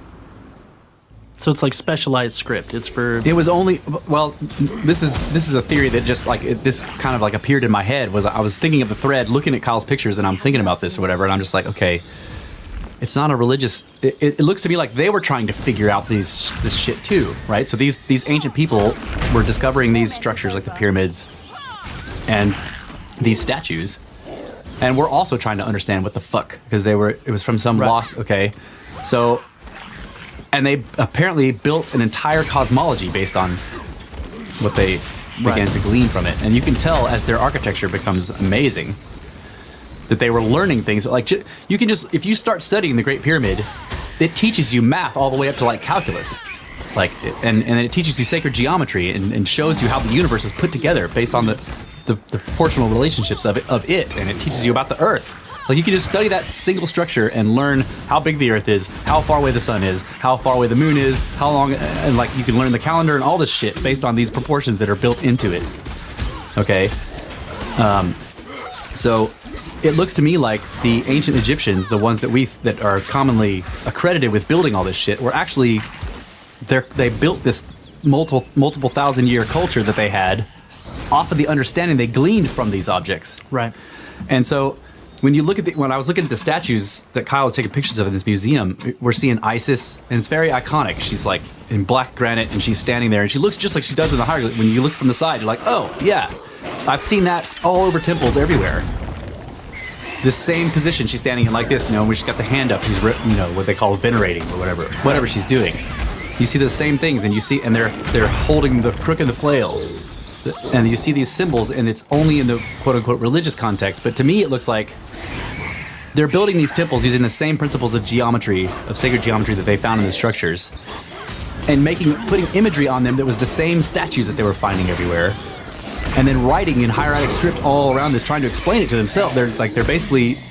They may be theories of what the ancient Egyptians thought was going on with this ancient culture, or whatever. I don't know. They were building a whole cosmology off of it. Yeah. So the idea that you had talked about when we were looking through the pictures was some of the inscriptions that are on the statues. Like, so a lot of the statues like have the back of them is like this square or rectangular piece of the original stone or whatever that's carved flat and everything and polished. But it's not like part of the body of the guy. It's like it goes up the back of the spine. Or he'll be holding a box that's got a yeah. And so what he was saying was that maybe the thing that's carved into the back is sort of a reduced, gleamed like meaning and what the statue represents. Right, like so the symbol could be like the cultural idea that is associated with like for example, you could set up a science experiment or whatever, and you could illustrate something that you could actually write down very quickly with a little equation. Yeah. Right. But the experiment is like you got to have all this shit to prove it. You have to right. So the statue sort of represents the proportions of the statue and the guy, and his whatever he does and all the tails and all the stuff. Like they kind of figure it out, and so they just like they jot it down on the statue. They put a shorthand on the statue to sort of label it. This is what this is, and this is what. And then later on, they can even reduce that further by like putting a block that references that. You know, like some hieroglyphic thing that references that statue and the meaning that they gleaned from it somewhere else. Yeah. Right. So later you've got, since everybody knows this stuff about that statue, they can just put the picture of or that not statue. Everybody, but the people who were doing it. And so when they see that picture of the statue, they go, all that information's there. Yeah, like in our society, if you showed like a red octagon, people immediately go stop sign. But if you take that like 6,000 years from now and there's just a picture of a red octagon, and there's been a cataclysm, and you think, what the? Right. So we do the same thing. Yeah, we do. We're always like condensing. Society is condensing. Your lighters are falling out of your pocket. Dude, it's raining lighters in here. Zipping up the pocket. Yeah, so we do this all the time with our words. Like we have these words that have very complex meanings, but like selfie. Yeah, is a single word that describes a complex process, which used to be called a daguerreotype, which is like taking a picture of yourself or doing a self-portrait. Right. Yeah. So now there's this stupid word that it's even more condensed. Yeah. Yep. And then you've got selfie stick, the tool that you use to take the picture. Russ calls them narcissistic. Narcissistics. Yep. Yeah, so this was fascinating. The whole thing was fascinating on these statues. Like it's hard to describe, but really looking at them like one picture after another, at all these sort of iconic figures that I've seen in hieroglyphs and everything in these temples, and then seeing that there's this precise writing that someone else put onto it. This is called the adoption hypothesis, that whoever the ancient Egyptians are or were, they adopted these statues and buildings. Yeah. And then, but really, they actually adopted. They adapted their culture and their belief. Everything that they did seems to have been based off of what they could glean from these structures and these statues. I mean, that one that we were looking at, I don't know what it was, but it was. I looked at it, I was like, that doesn't look Egyptian at all. It looked like a postmodern. It was a sort of the upper torso of a man. Yeah. Right. And it was done in this dark. It was probably black granite or whatever. He's highly polished. His features were neutral, they were almost like a mannequin, or a robot, and it had very clean, it did not look Egyptian at all. Like some of the Egyptian statues that they made look lifelike. They're almost like one of the figures off the cover of Atlas Shrugged, where it's like it did machine jawline. Yes, very Atlas, like extremely Atlas, like made of stone, but it was just like this perfect, like male figure, right? Like it was amazing, it's not like the Greek sculptures, which were like very detailed, veins and all that. And they attempted to look human, muscles and everything. No, this was iconic. Yeah, and it was just, I don't know, I can't even describe it. It was amazing to look at. It looked futuristic. It did. And he's like holding a box that's like covered in freaking hieroglyphs. Right. And to me, it looked like the front of the box used to be clean just like the rest of it, but somebody went in there and wrote their explanation. These ancient Egyptians went in there and wrote what they thought it was, what they thought it meant on there. Or it may be numbers or an equation. I don't know. I'm just saying that, like, to me, whoever made those glyphs on the front of it clearly did not make that statue. The other idea is that perhaps like the statue was made by machine, and then like someone says, I want this statue made exactly like this, and then they make it by machine, and then by hand they put the hieroglyphs on it. And in the thread, but the other thing is with the non-polished hieroglyphs, they stand out. Yeah, they just pop. Yeah, dude. Right. Like, Because there's the contrast. yeah, they're like white on this black granite. right, which may be intentional. Yeah, it but could be. still, like, But they still looks like by hand, whereas the statue itself looks like machine. it had to have been done by a machine. Yeah, it's too precise, and there's no tool marks. Like I said, a lot of those, a lot of those polished things that. Yeah, they put them down into some like solution and just like hit them with it just made it smooth. Yeah, with, ultrasound. Yeah, for like a couple of years. And lasers with sharks. And a piranha gun. That's right. You know, it's interesting because I've never had this thought until now, but like Chinese text and the Japanese, like the longhand, ridiculous 50,000 characters to convey language, those aren't pictographs. They used to be, though. Right, but I mean, like, when you see the letter or the form that represents, like, tree, Yeah. it doesn't look like a tree specifically. Used to, though. Yeah. Well, There's a known progression of those symbols where you could see, like, ninja used to look like a ninja, and then, like, now it doesn't. But there's a progression that's. Okay. Yeah. Whereas with Egyptian hieroglyphs, they just appear out of nowhere. That's what I'm fully formed. saying. Yeah. Like, they're complex pictures. Yes. Like, I remember you showed me one once where there's, like, it looks like a guy is reaching out, like he's got his hands out sideways because it's in 2D, but his fingers are extending outward and in waves. Yeah, that's right. And there's like a block being moved along, and you're like, "What and the he's sitting fuck on top does of that mean?" He's sitting on top of like a jagged line of waves, and behind him there's a floating bowl. Yeah, and you're like, "What?" Yeah, there's a lot, and of course, like ancient Egyptian culture lasted like from if you start from the Old Kingdom, and you go all the way up to like the 25th dynasty or whatever, like all the way, you're spanning thousands of years. So some people in the same thread where this guy was posting pictures and suggesting that these statues were adopted, some people were saying no, they were adopted, but they were adopted by the later Egyptian. They were made by the early Egyptians and then adopted because you got thousands of years that span, and you have these. So we're kind of saying the same thing, except that like you're still suggesting that the Old Kingdom could do way better carvings than the New Kingdom. Like in other words, it still doesn't fit the linear development. Yeah. Right. And they're right. Between Middle and Old Kingdom, or between Old Kingdom and Middle Kingdom, there was an intermediary period. That's what they call it. But it basically means like there was no civilization during it. It was just chaos and people were, Dude, I'll believe that when they show me the shoulder waves. Hundreds of years long. Show me the shoulder waves, dude. Forget this. Show me the pot Shoulder shards rivers. thing. I want to see the shoulder rivers. Show me the shoulder rivers. Yeah, and the bowling dude. pin hats. Then I'll believe. Yep. I got to see lots of bowling pin hats. Yeah, there was that one statue you were showing me where he had a bowling pin hat on, but it had these weird things on the side.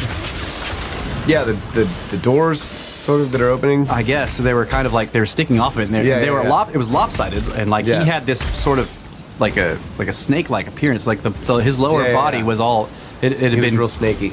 His lower body had been somebody had defaced it. It was like rough and like somebody had gone in there and just. But you could see that it used to kind of have this curve. Like he was like a naga, like a Yeah.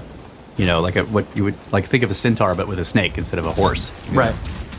There's like all these different levels of bowling pin hats. There's like just the pure bowling pin that's in the like the wine bucket. Yeah. You know? Like this little bucket with ice and the bowling pins jammed in there, and then there's like a little flower sticking out.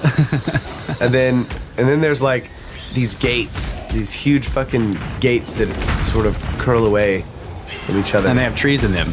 Yeah, some of them have trees in them. Yeah. But like then sometimes you'll see the gates are like partially open and you can kind of see a bowling pin behind it. And then there's like a really badass dude and his gates are really wide open and the bowling pin's just like completely out of there. It's like coming out.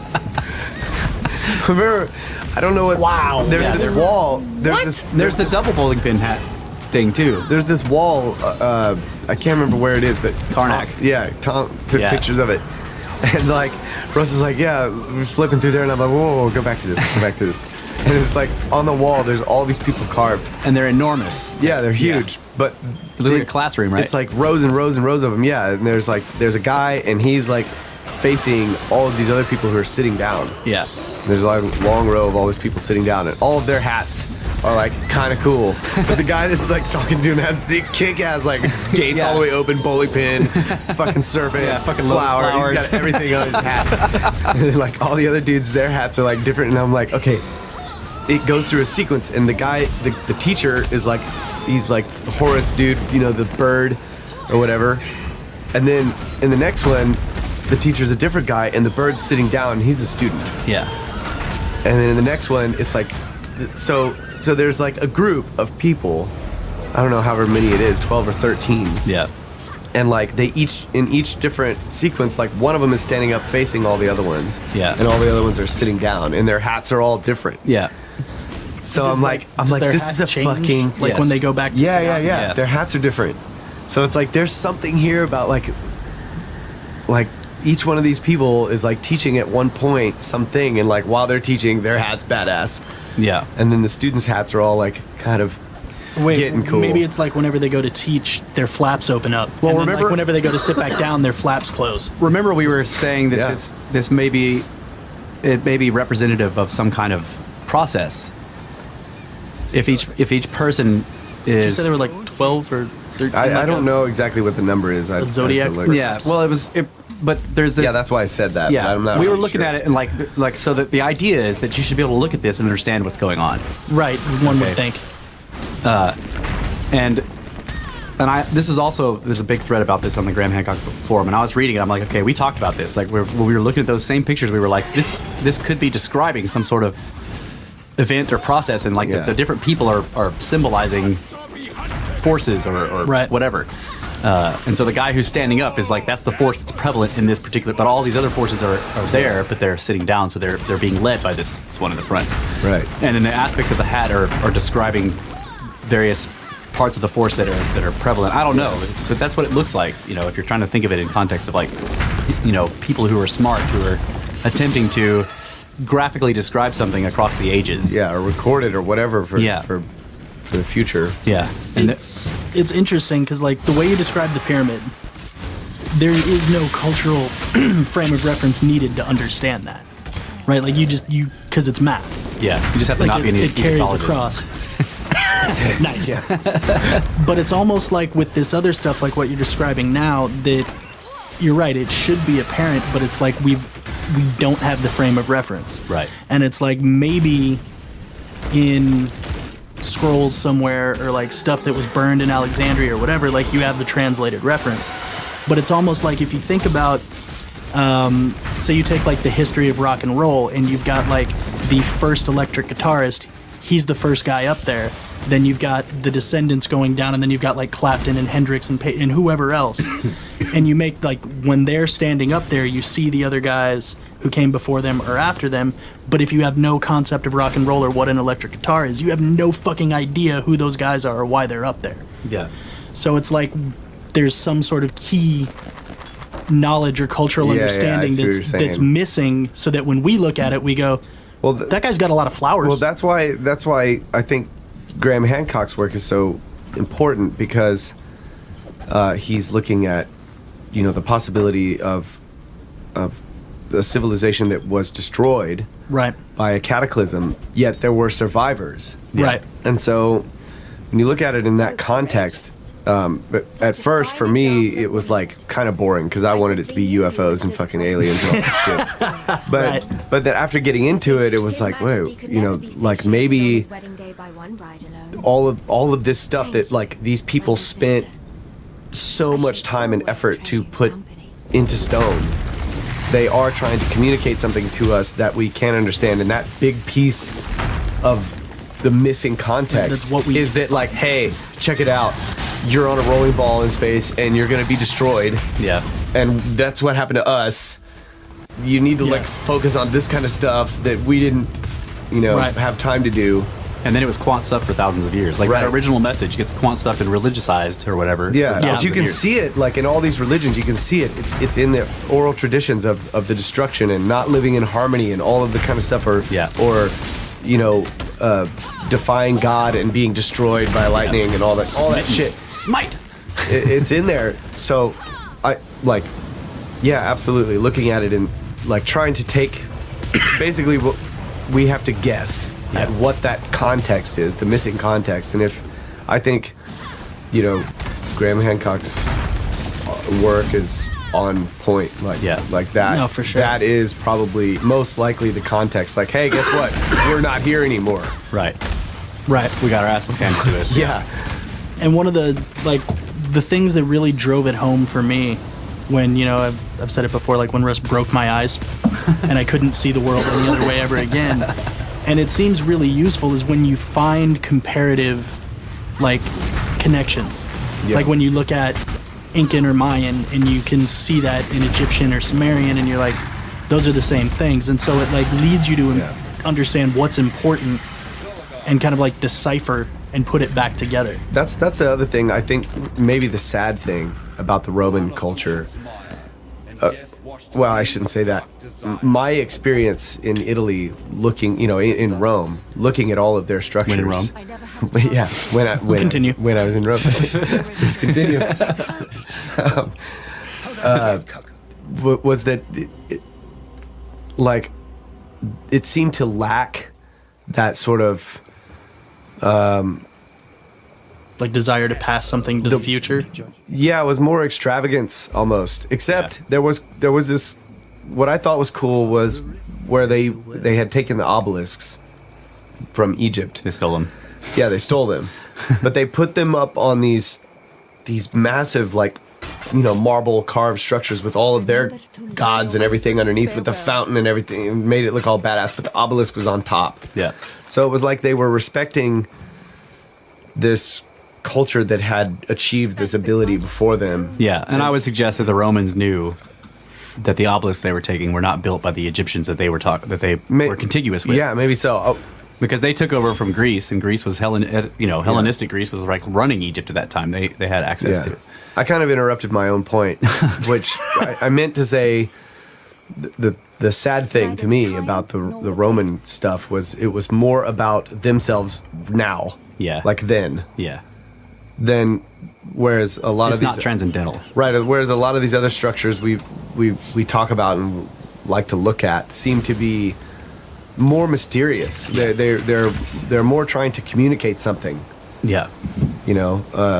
Like the walls full of hieroglyphs. Yeah. All the you're like, okay, what are you trying to tell me, bro? Yeah. Whereas you look at a Roman bath and it's got stuff all over the walls, but it's just people bathing in the bath. And not to slight the artists of that time either, because they actually knew a lot of shit. Here's how you take a bath. That's right. Like those artists knew a lot of stuff. Obviously, they put a lot of esoteric stuff into their artwork. The Egyptians didn't even know how to draw 3D. Like everybody was like stuck, and their eyes are like. Weird. I beg to differ. I mean that freaking. I know. It's just funny. It's like because that to me that makes even the like the high relief figures are still a script of a kind, because you look at them and you see all this. I can't remember what it's called, but there's this stuff that they do to overcome the fact that it's a 2D thing, but they're trying to show you a 3D effect. Like there's a lot of them where like the god being showed or whatever has an ankh over his arm, right? Yeah. And so it should kind of hang and be weird, and you should not be able to see the cross part because it should be facing you or whatever. But they do this strange thing where they make it kind of curved this way so that it's still flat, right? Yeah. To me, that makes it obviously a written thing. They're writing, because writing is just 2D no matter what you're trying to show. And they put all this detail. It's like very ostentatious, like calligraphy type of writing, where you draw and you put flowers on the ends of the letters and shit like that. but it's still a script. It's still a text. Yeah. So like they take the images and they sort of do like a Mercator kind of thing where like they force 3D into 2D. Yeah, and there's a specific word for it where you see it happening in like, so when we understand what the object is. And now we are looking at the Mercator projection of horrors. That's right.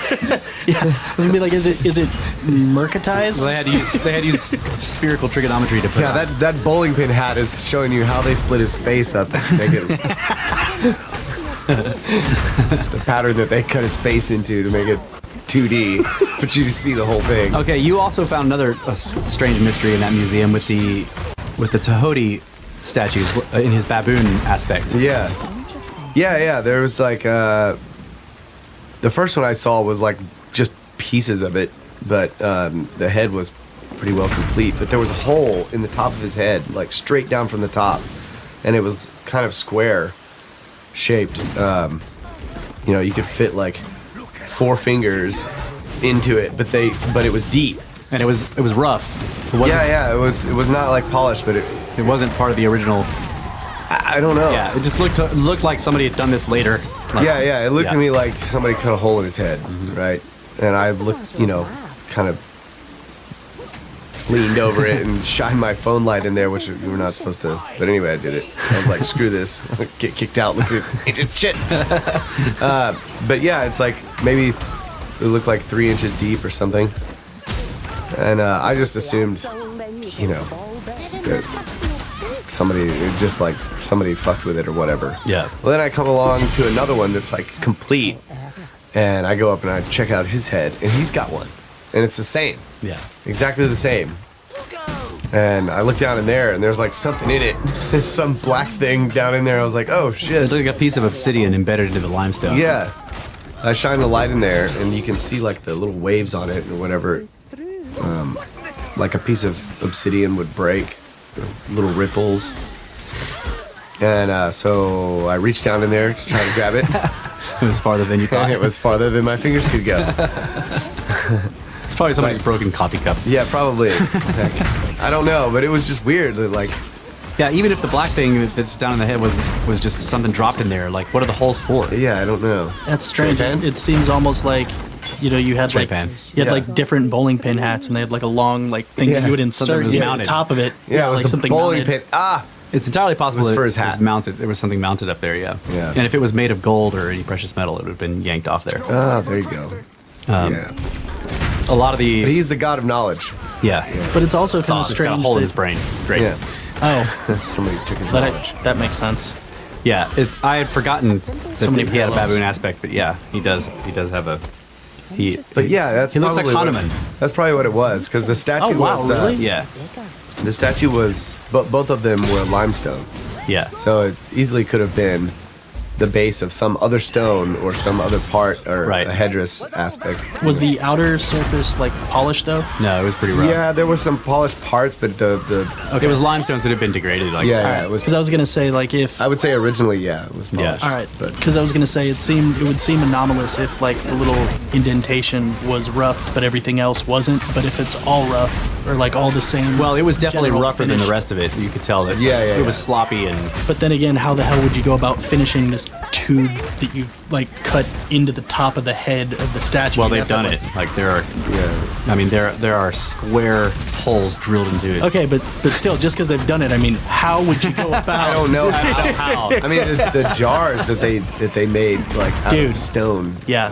Out of all the different types, yeah, it's just. But we didn't look at the vases themselves, just the contents of the vases. Yeah. Oh my god. Yeah, we're going over a little bit, so we're gonna take one more break and come back for the last bit and have some mysteries to go through, some ancient objects, some Mysterious mysteries. ooparts. You got to bust out the oopart song.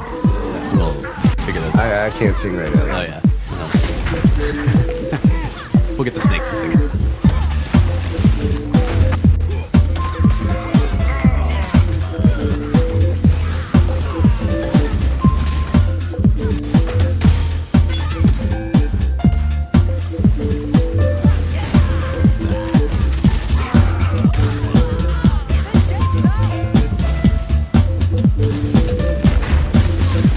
Kind of happens when we're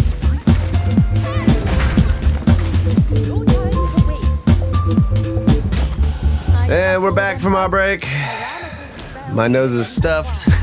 My turkey is stuffed. We are ready for Thanksgiving. That's right. Snake Bros podcast. Coming to you again. Not live. With special guest. Fucking Cube of Science with special guest, who is also official show observer, Brett England. Still observing. I'm Kyle Allen, here with my brother Russ Allen. Yep. And we're going to finish talking about pyramids again. You never finish talking about pyramids. So. Yeah, I was thinking about starting the stuff about scam pyramids. Like, okay, so we're going to talk about a topic we never really discussed on this show, pyramids. Yeah. Also, there is one thing I kind of want to throw in here before we get into this list of out of place artifacts. But I think it was 21 where we talked about the giants. Was that 21? It was either 21 or 20. Yeah, It was somewhere right around where I there. kind of went through I had read the 2 books on giants, whatever. And I don't think I mentioned this in that, but I found this to be, I don't know, the more I thought about it, the more this kind of was fascinating to me. And that in a lot of these mounds where they were digging up these artifacts and they would find these anomalous skeletons and then the other artifacts or whatever, they would also, in a lot of the accounts, they discovered seeds, like, in the account at the very end, it would say also discovered along with these enormous bones or whatever was like a sealed jar or whatever of corn seeds, and they were distributed to various farmers in the town where it was found, and then they planted them and then found that they had this enormous yield. And dude, we like American crops are using the seed like multiple generations later of these seeds that we found in these ancient tombs. Holy shit. Did any of these giants have boxes of beans? And did they grow giant beanstalks? Yep. I'm sure that's probably where that came from. Like that was in England, wasn't it? Yeah, it totally I think fits, though. I think the golden goose is corn. Yeah. Yeah, I can see that. Yep. Whack. Aflac. Sorry, that's a duck. Golden. But no, those Sumerian gods, they're always holding corn. Yeah. If people call it pine cone, I'm like, no, that's corn. It's corn. Definitely. Yeah, and how interesting very is small that? That like you see the gods like holding corn. It's corny. And that's the other thing, like all the Roman carvings, like they're just full of Food. the cornucopia. Yeah. They're all holding the horns. The horn of plenty. With just fruit and shit coming out everywhere. Food, gold, coins, all this Yeah. kind of stuff. And I'm like looking at it. It's like, dude, where did this tradition come from? The cornucopia. Well, and the horn of the gods. Yeah, but which is where the word corn comes from. Cornu, That's which right. is horn. Horn. Yep. Yeah. So it just fascinates me now. Like I drive. That's what I'm saying, dude. Like, Yeah. I'm driving past cornfields in the United States, and I'm looking at them going, that's genetically modified from 10,000 years ago or whatever. Giants. Yeah.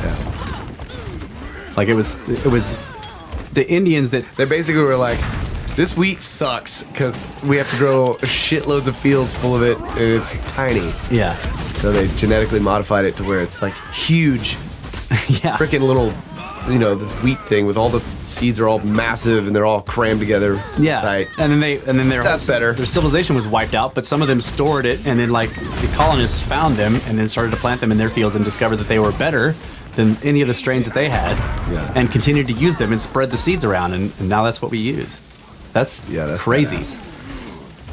I mean, we Standing feed, on we the shoulders feed of giants. We feed the world. Yes, we feed the world with like crops that were potentially genetically modified 10,000 years ago or more. That came from ancient tombs that were here when we got here. That's badass. Yeah, that's fucking awesome.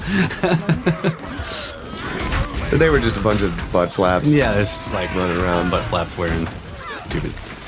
How big do you think a giant's butt flap would be? You would have to use an aurochs to make it, That's what I'm saying. or like the bison bull, whatever. Like there must have God, there guys. must have still been They like could sew. Okay. Oh, yeah. He could have used mice. Lots of mice. Like my mink butt flap.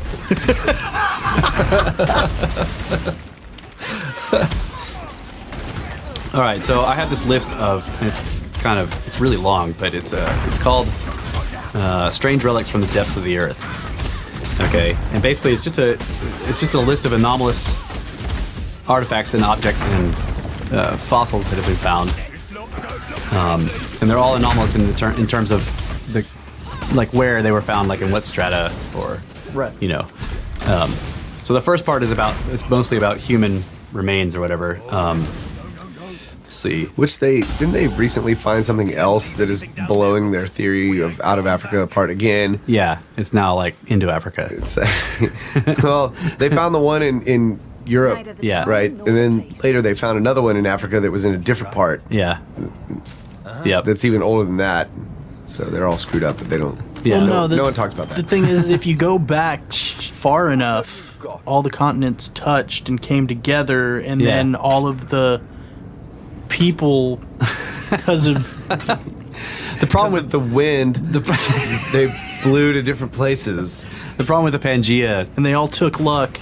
yeah, the problem with the Pangea theory is that, according to geology and like tectonic plate movement, Pangea was the conglomeration of all the continents is 550, 600, 700 million years ago, which is before all life. Yeah, but that's using the same like uniformitarian and I know, it's using their theory. This is why you can't explain.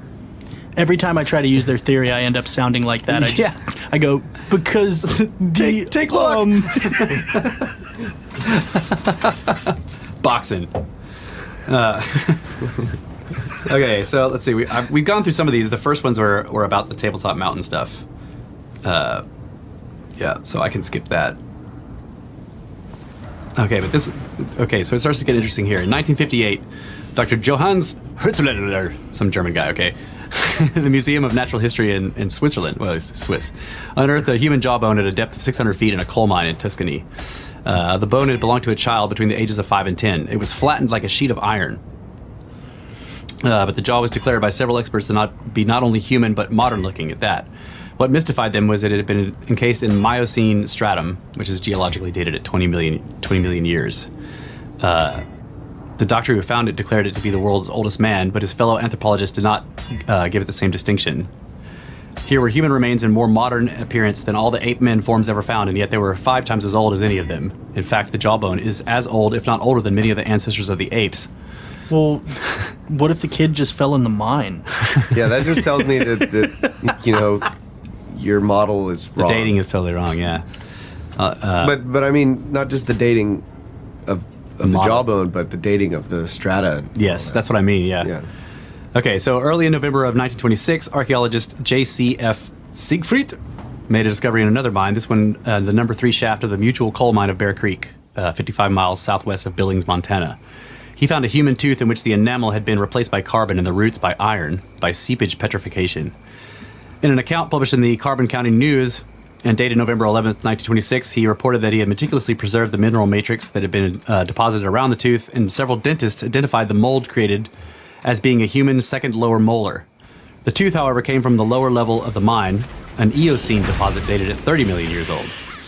Siegfried could generate no interest in his find among other specialists, and as far as it is known, no one has done any further study of this mystery. But they're all like this. Yeah, like they just same get, problem. They just get ignored, yeah. So, question, because at some point I'm going to run out of jokes about the standard model. When that happens, can I just say skirpy derp derp derp, and then we'll count that as me saying something snarky? Yeah, I think so. All right. Okay, so, and Kyle briefly mentioned this particular, I wanted to read this because he talked about it, but we didn't have the details. So, in 1973, a rock collector named Lynn Ottinger was searching over a rock plateau that had been bulldozed in preparation for the beginnings of a mine near the Big Indian Copper Mine, which is 35 miles southwest of Moab, Utah, which we've been there. It was cool. Yeah. During the pickings in the exposed rock, Ottinger suddenly found pieces of bone and teeth and traced these to a patch of sand with a brown stain, which is a telltale sign of decayed organic matter. Carefully removing the sand, he discovered the top portion of a large intact bone. So he realizes the importance of his find and decides to have some experts and other people, other accredited Because people. he was just a rock collector. Right, So he could easily be skirp derpy derp derped. right. So he decided to get to round up a bunch of people to witness, and he ends up getting journalists and cameras. So a week later, he returns to the plateau with Dr. J.P. Marwitt, the professor of anthropology at the University of Utah, photographers, news reporter, and a bunch of other observers. With the cameras recording the event, Dr. Marwitt carefully removed the lower halves of 2 human skeletons. The bones were articulated, laid out naturally, showing the bodies had not fallen or been washed into the strata where they were found. These and other factors revealed the bones to be as old as the layer in which they were found. The problem is the layer is the Lower Dakota and Upper Morrison formations, which are over 100 million years old, according to uniformitarian geology. As Marwitt noted, the bones were not simian or even half-ape. They were fully human and modern. The skeletons were taken by Marwitt to the University of Utah to run laboratory datings on them, but whether the tests were ever run, there was no official confirmation. One gets the impression they were, and that the findings were too disturbing for the conservative thinking. Marwitt suddenly became disinterested in the project and left Utah to take up a teaching position elsewhere. He just left the college. Yeah. I think this is one of the ones where like they were having the big debate in the public and they just forum, decided not to and talk then they about were it. like, okay, well, the best thing to do is just not talk about this. Right. This is exactly the one you So the rest of the data, newer data that they could find that fit their model could just make that one continue to look like it was bullshit.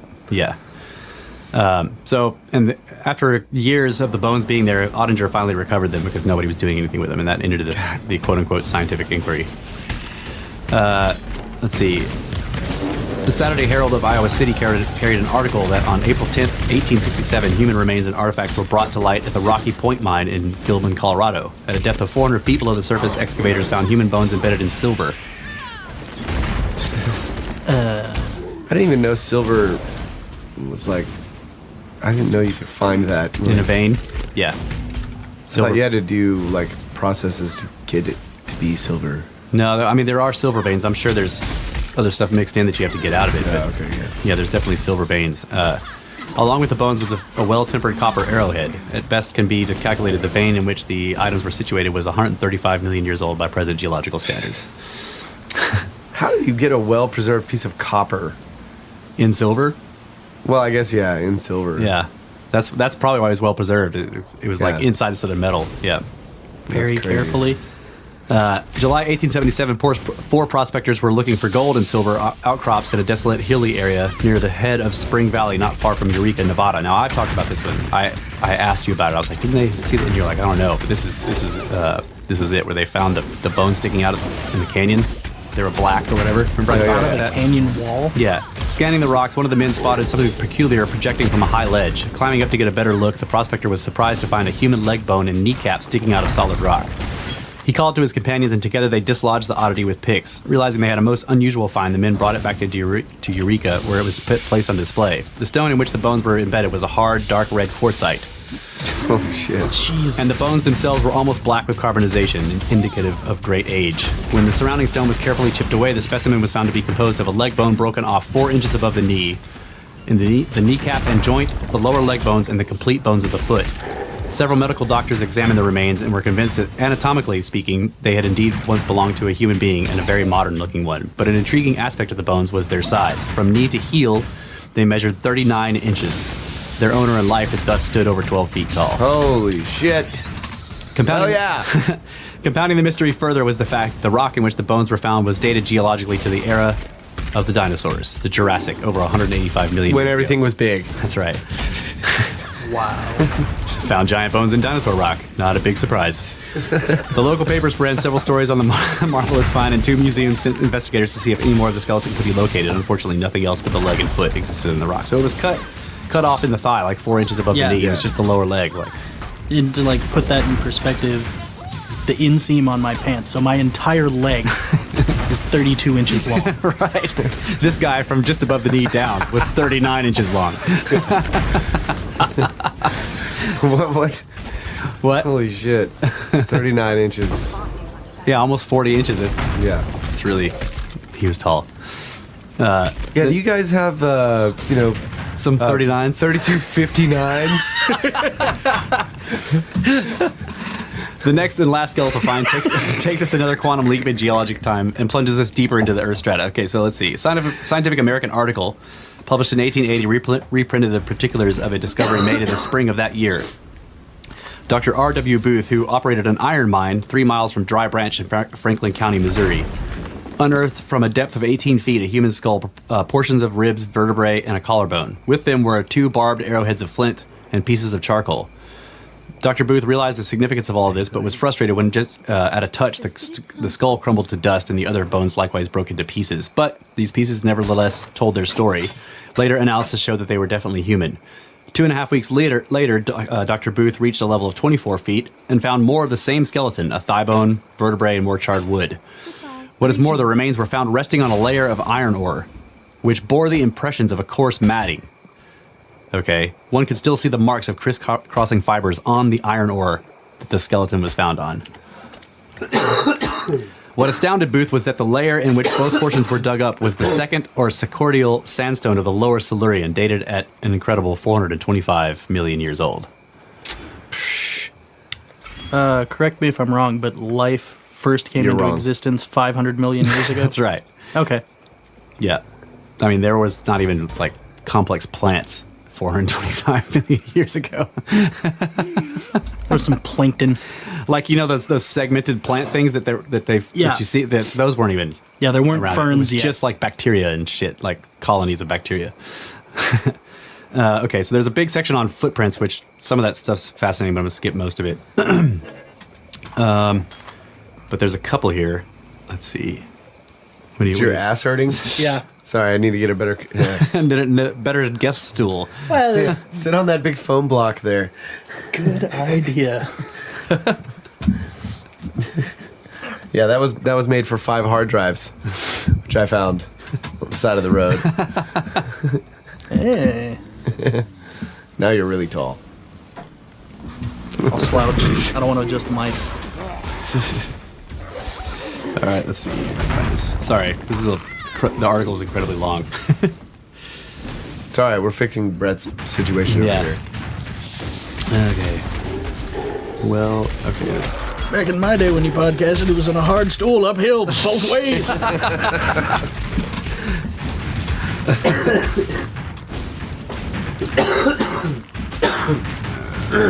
guess we'll skip the footprints because I want to go to these other ones. Okay, there's this one about the coin. This one's really fascinating. So, at Lawn Ridge, 20 miles north of Peoria, Illinois, in August of 1870, 3 men were drilling an artesian well. When from a depth of over 100 feet, the pump brought up a small metal medallion.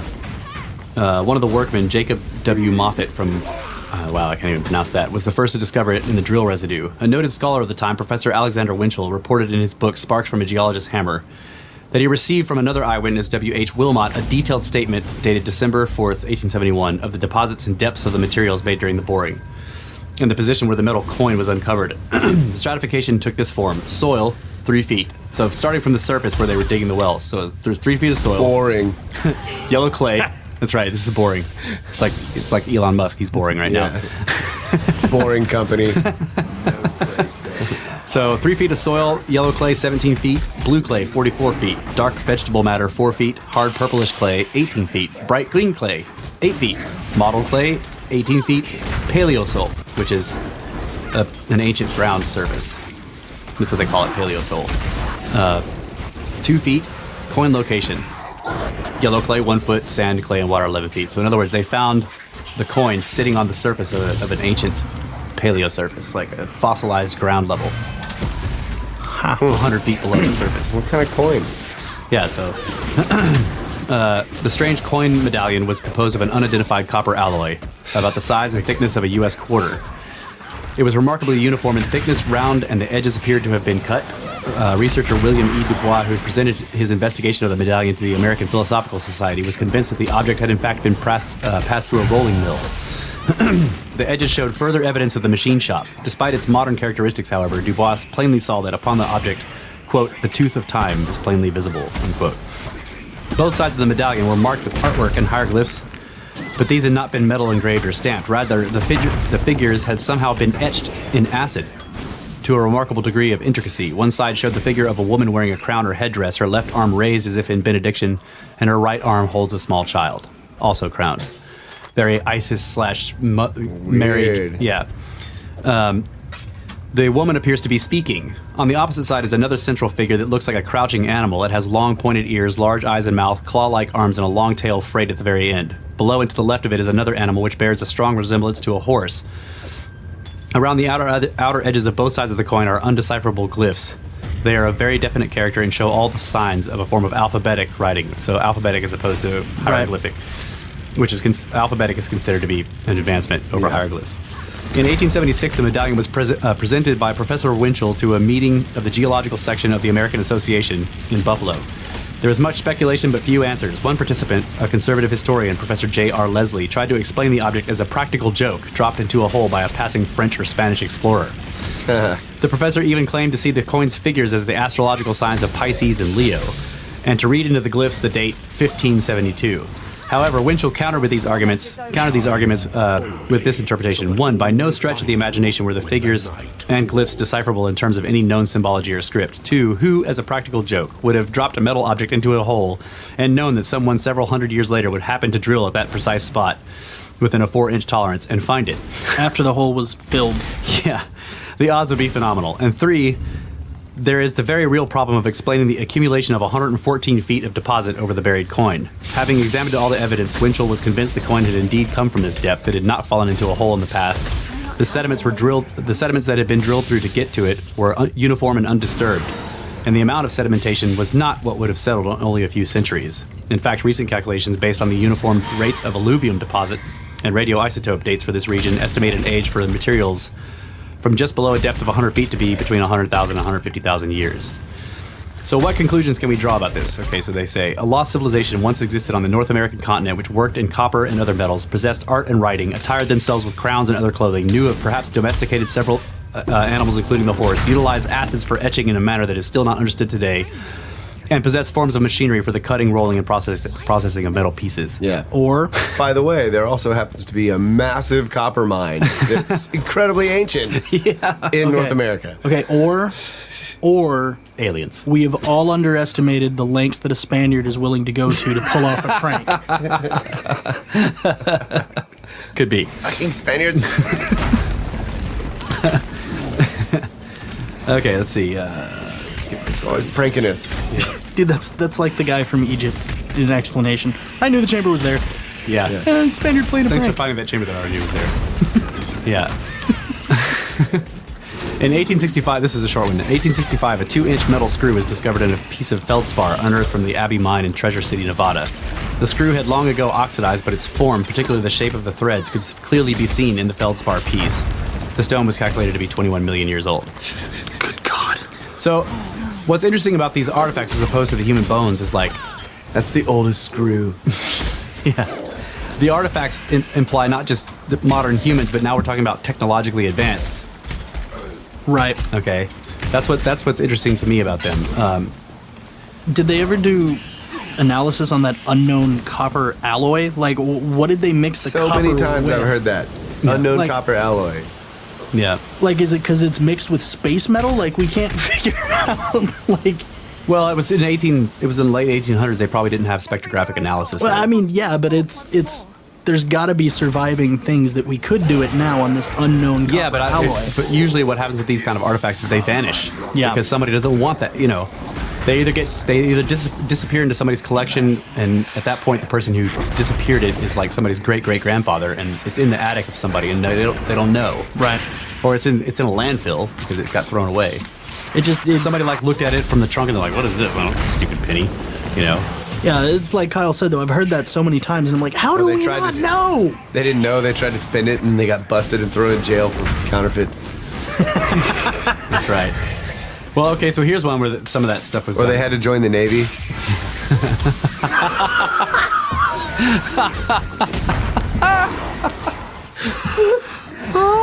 That's an inside joke. Surely they're probably almost retired now.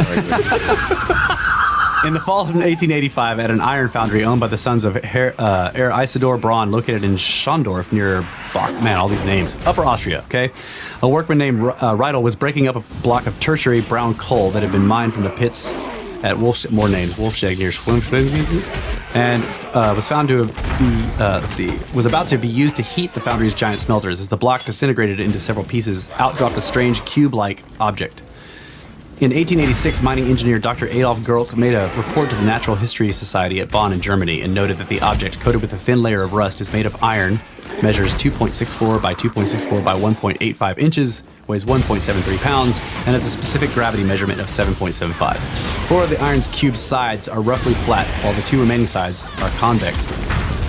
A fairly deep groove was incised all the way around the object about midway up its height. Other early studies of the iron artifact were in scientific journals of the day as Nature in London, November 11th, 1886, and L'Astronomie in Paris, 1886, page 463. A plaster cast was also made before the turn of the century, important because original objects subsequently suffered from handling and from being disfigured by samples having cut from it, so on and so forth. Okay. The cast is kept in the, wow, I can't say that, a museum in Linz, where the original object was also exhibited from 1950 to 1958. The Iron Cube is presently in the custody of O.R. Bernhardt of the something museum in Wackelbruck. Okay.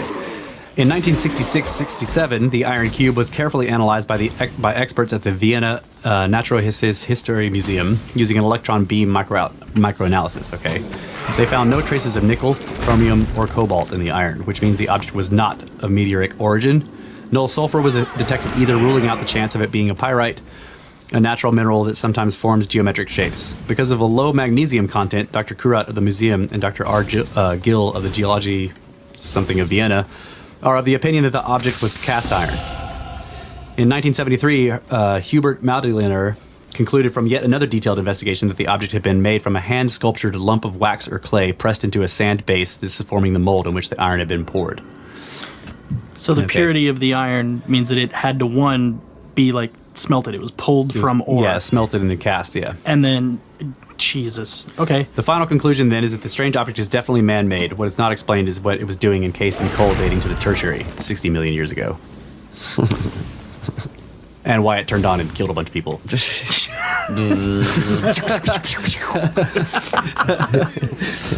Okay, so there's some structures. I'm going to get past these. It's a fucking science cube! That's right. I'm going to get past the metal objects to the structures. Okay, let's see. I think this is the first one.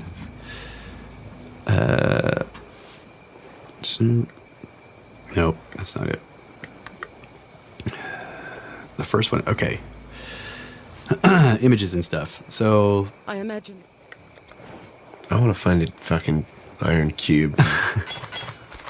yeah, that would be cool. I wonder if it's this. They should check it like to see if it's the same type of material as the pillar of Delphi. That'd be cool. Oh yeah, yeah, because it wouldn't corrode. It had this little thin layer of rust they set on it, and that was it. Yeah. Okay, so there's a bunch of these strange, like they look like writing or images that people find when they're mining. Like right here, workmen cut in June 27th, 1969. Workmen cutting into a rock shelf situated on the Broadway extension of 122nd Street between Edmond and Oklahoma City came upon a find that was to create much controversy among the experts.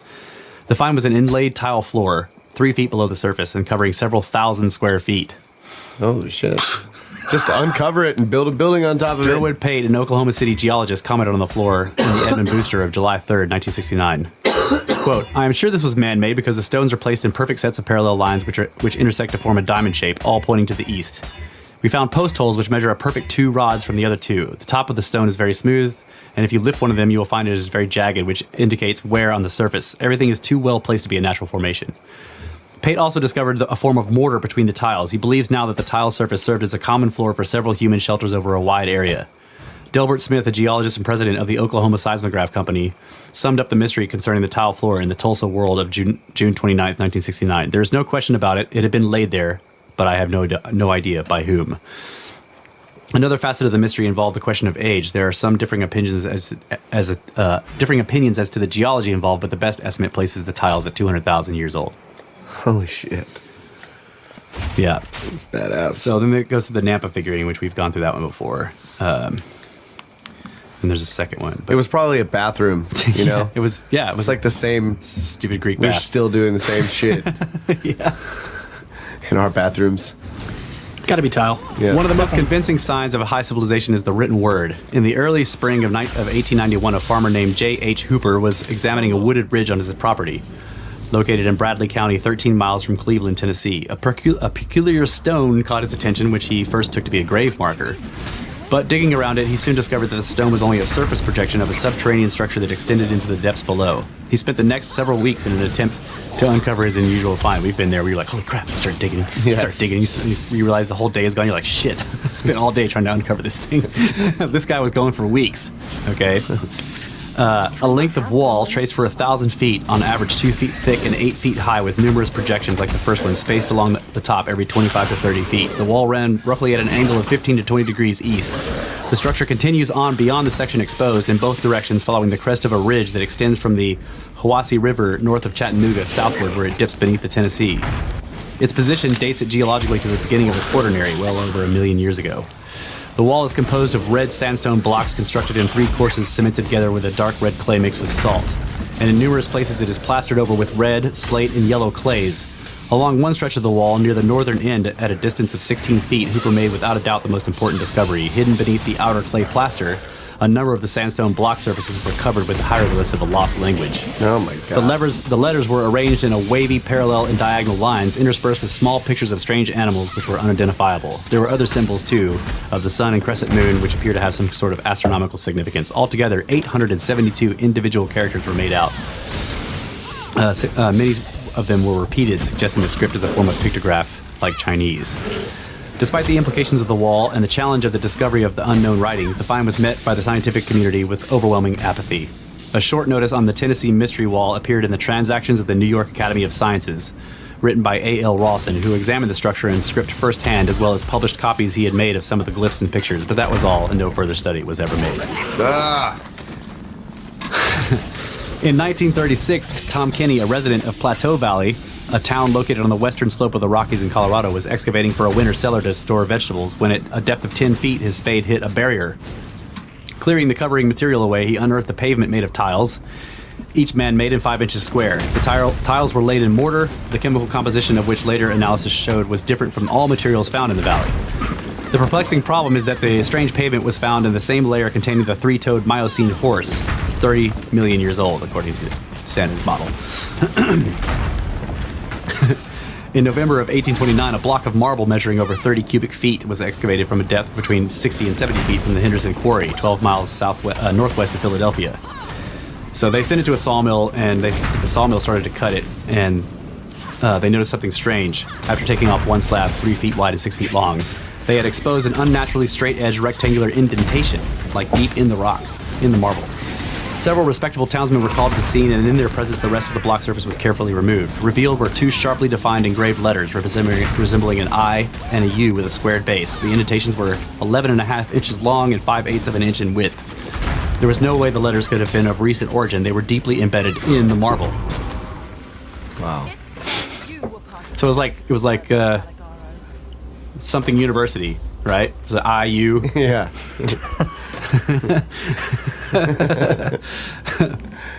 Ironic. The marble itself was supposedly from very old lime rock, estimated age 65 million years old. Let's see. Coal mines, smooth slate. Okay, yeah, so at a depth of 100 feet, they uncovered a smooth slate wall covered with strange alphabetic writing. The letters were raised, high relief, and well-defined. The coal that had covered the wall bore their distinct impression, which means the letters date to a time when the coal was in a vegetable state and had molded itself against the wall. Each sign was 3/4 of an inch in size and arranged in rows precisely spaced 3 inches apart. The first line of letters contained 25. Local teachers and ministers examined the find but could offer no explanation. Unfortunately, just before a number of university professors arrived to verify the discovery, the slate surface, which they had uncovered in the coal, like in other words, it's a piece of slate just embedded in the coal. The slate surface collapsed and died. Yeah, basically, it just fell apart. But they still had the impressions from the coal. So no further study was able to be made. But if the coal was from the Carboniferous era, 200 million years old. Yeah. A naturalist named Isaac Lee. I just want a T-shirt that says "Your dating is wrong." Yeah. Okay, so let's see. In the American Journal of Science, Volume 1, Number 1, page 155, in 1822, a naturalist named Isaac Lee announced a find he had made in a stretch of sandstone located a 1/4 mile north of Pittsburgh. He described it as the most singular specimen he'd ever seen, an unusually flat rectangular surface, 3 feet long and varying from 5 to 6 inches wide. One end was cut off by a break in the rock, so there's no way of knowing the real length of the original impression. Anyway, to cut a long story short, it looks like rails. They kind of look like cart ruts. Okay, and they're very squared off and perfect, and they like appeared in this one spot and he found them, and then they were able to find pieces of them like it had been a broken road, that it went for miles. Wow. 400 million years old. Denovian era. Let's see. Yeah, so that's pretty much it. That's good. We're I mean, there's a whole bunch here of anyway. yeah, there's a whole bunch of other of the footprint ones are fascinating. Like the one they found where the guy was wearing sandals that you could see Yeah, the you could see stitching the threads. Yeah. Yeah, but he had crushed a trilobite.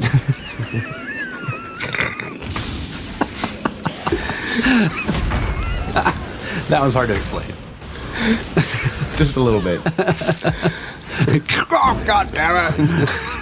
Consideration and hesitation And slightly disturbing because most of those footprints that are preserved like that were is fear. made just before the Cataclysm came. Yeah. So whoever was walking there he did. Yeah. Like he died. Trilobite got lucky. Yeah, trilobite. That's right. Got a quick death. That's right. He didn't have to look at the wall coming at him. Yeah, I remember the way that it completely changed the way that I looked at everything when you had pointed out like that there's all this sea life in the limestone out here. We live in And the then bones. But that it's also all in like these incredibly like Stone bones.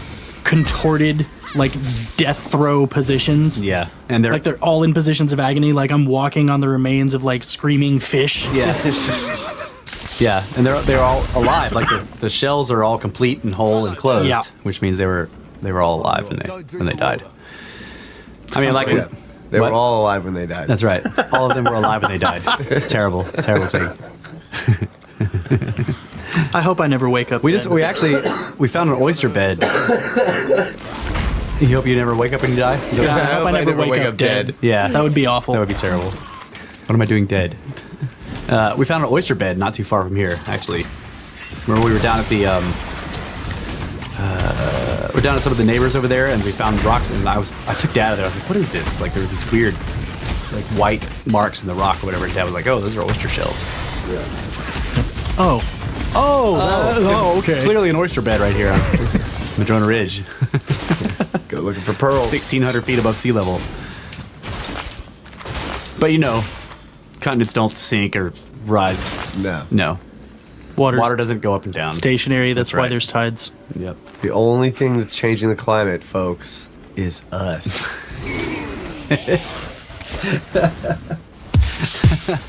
I think that's about it for this episode. Thanks to me for the intro. Thanks to Kyle and Ty for all the music. Thanks to AWAX Productions, Atrium Studios, RK Enterprises, and all you other evil, greedy corporations out there that are involved with this somehow. Yeah. Fleecing all of our listeners for $0. Thanks to all the companies that make our clothes. That's right. And all of our studio equipment. And Pall Mall for these smokes. You know, I'm waiting on when they're going to make us all wear masks so that they can filter our carbon dioxide. Oh yeah. So that we can stop coming. destroying.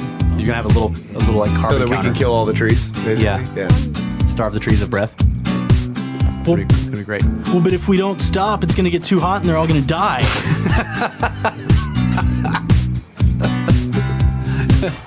That's it, folks. We're out of here. Yeah. Good night, Adamu. Step on some trilobites.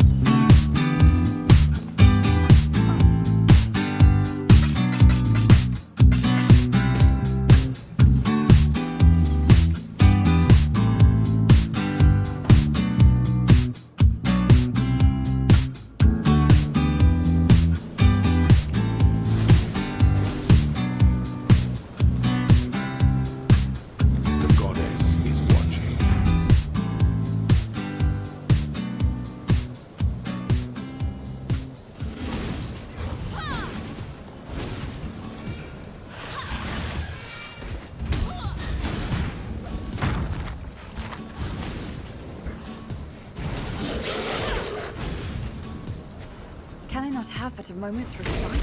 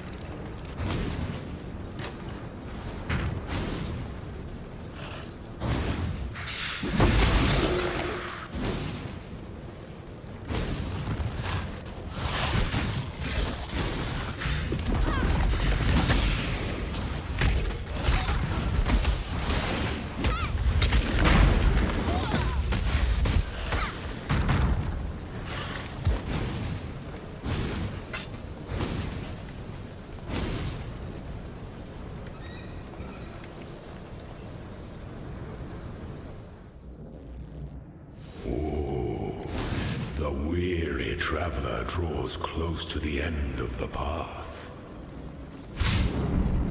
Some things that slumber should never be awoken.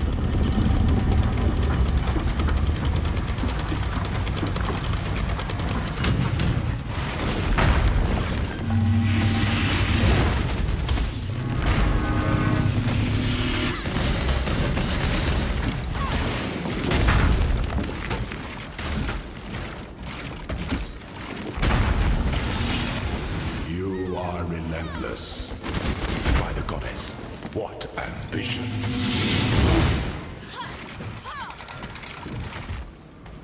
Pity the emperor who sits alone on his throne.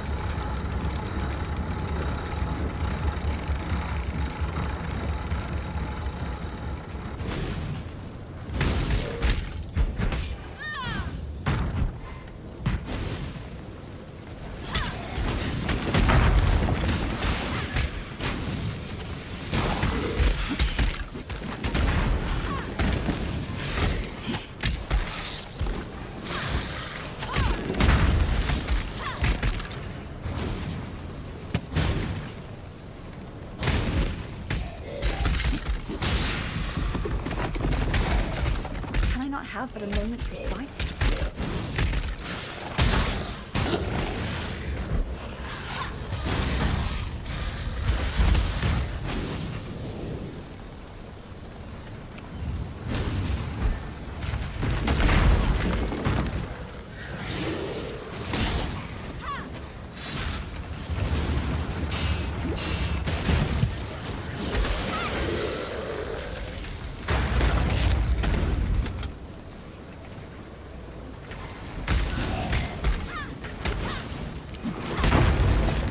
The pursuit of power can be a grotesque affair.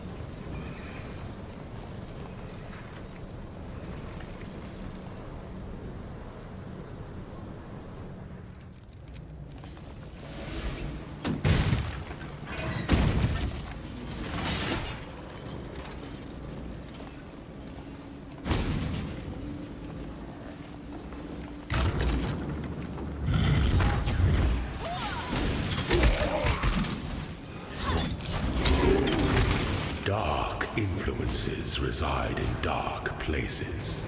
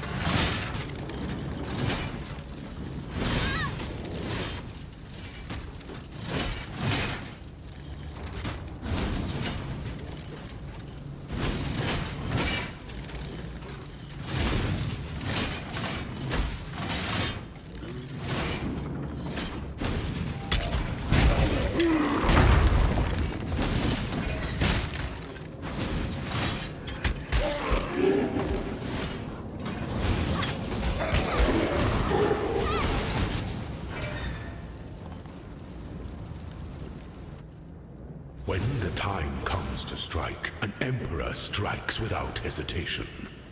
To entertain doubt is to dance with death.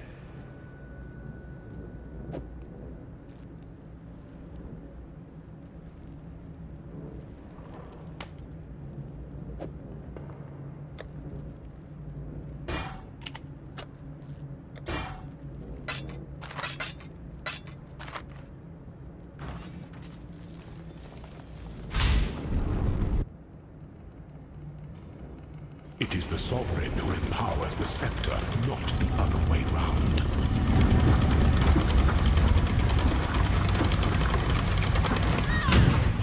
Show me your resolve.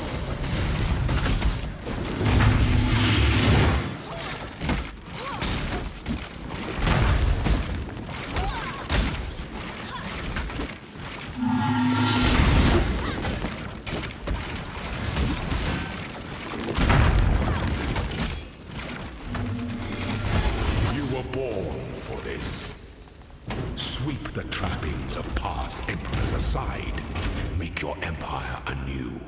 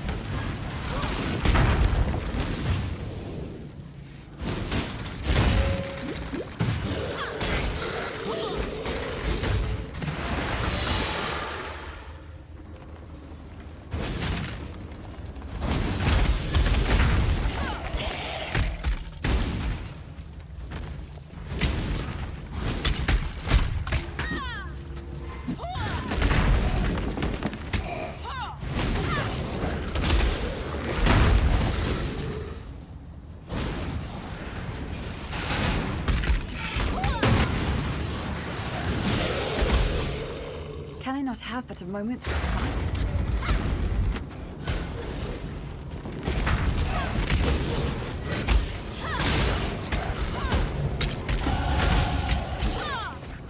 The pursuit of power can be a grotesque affair.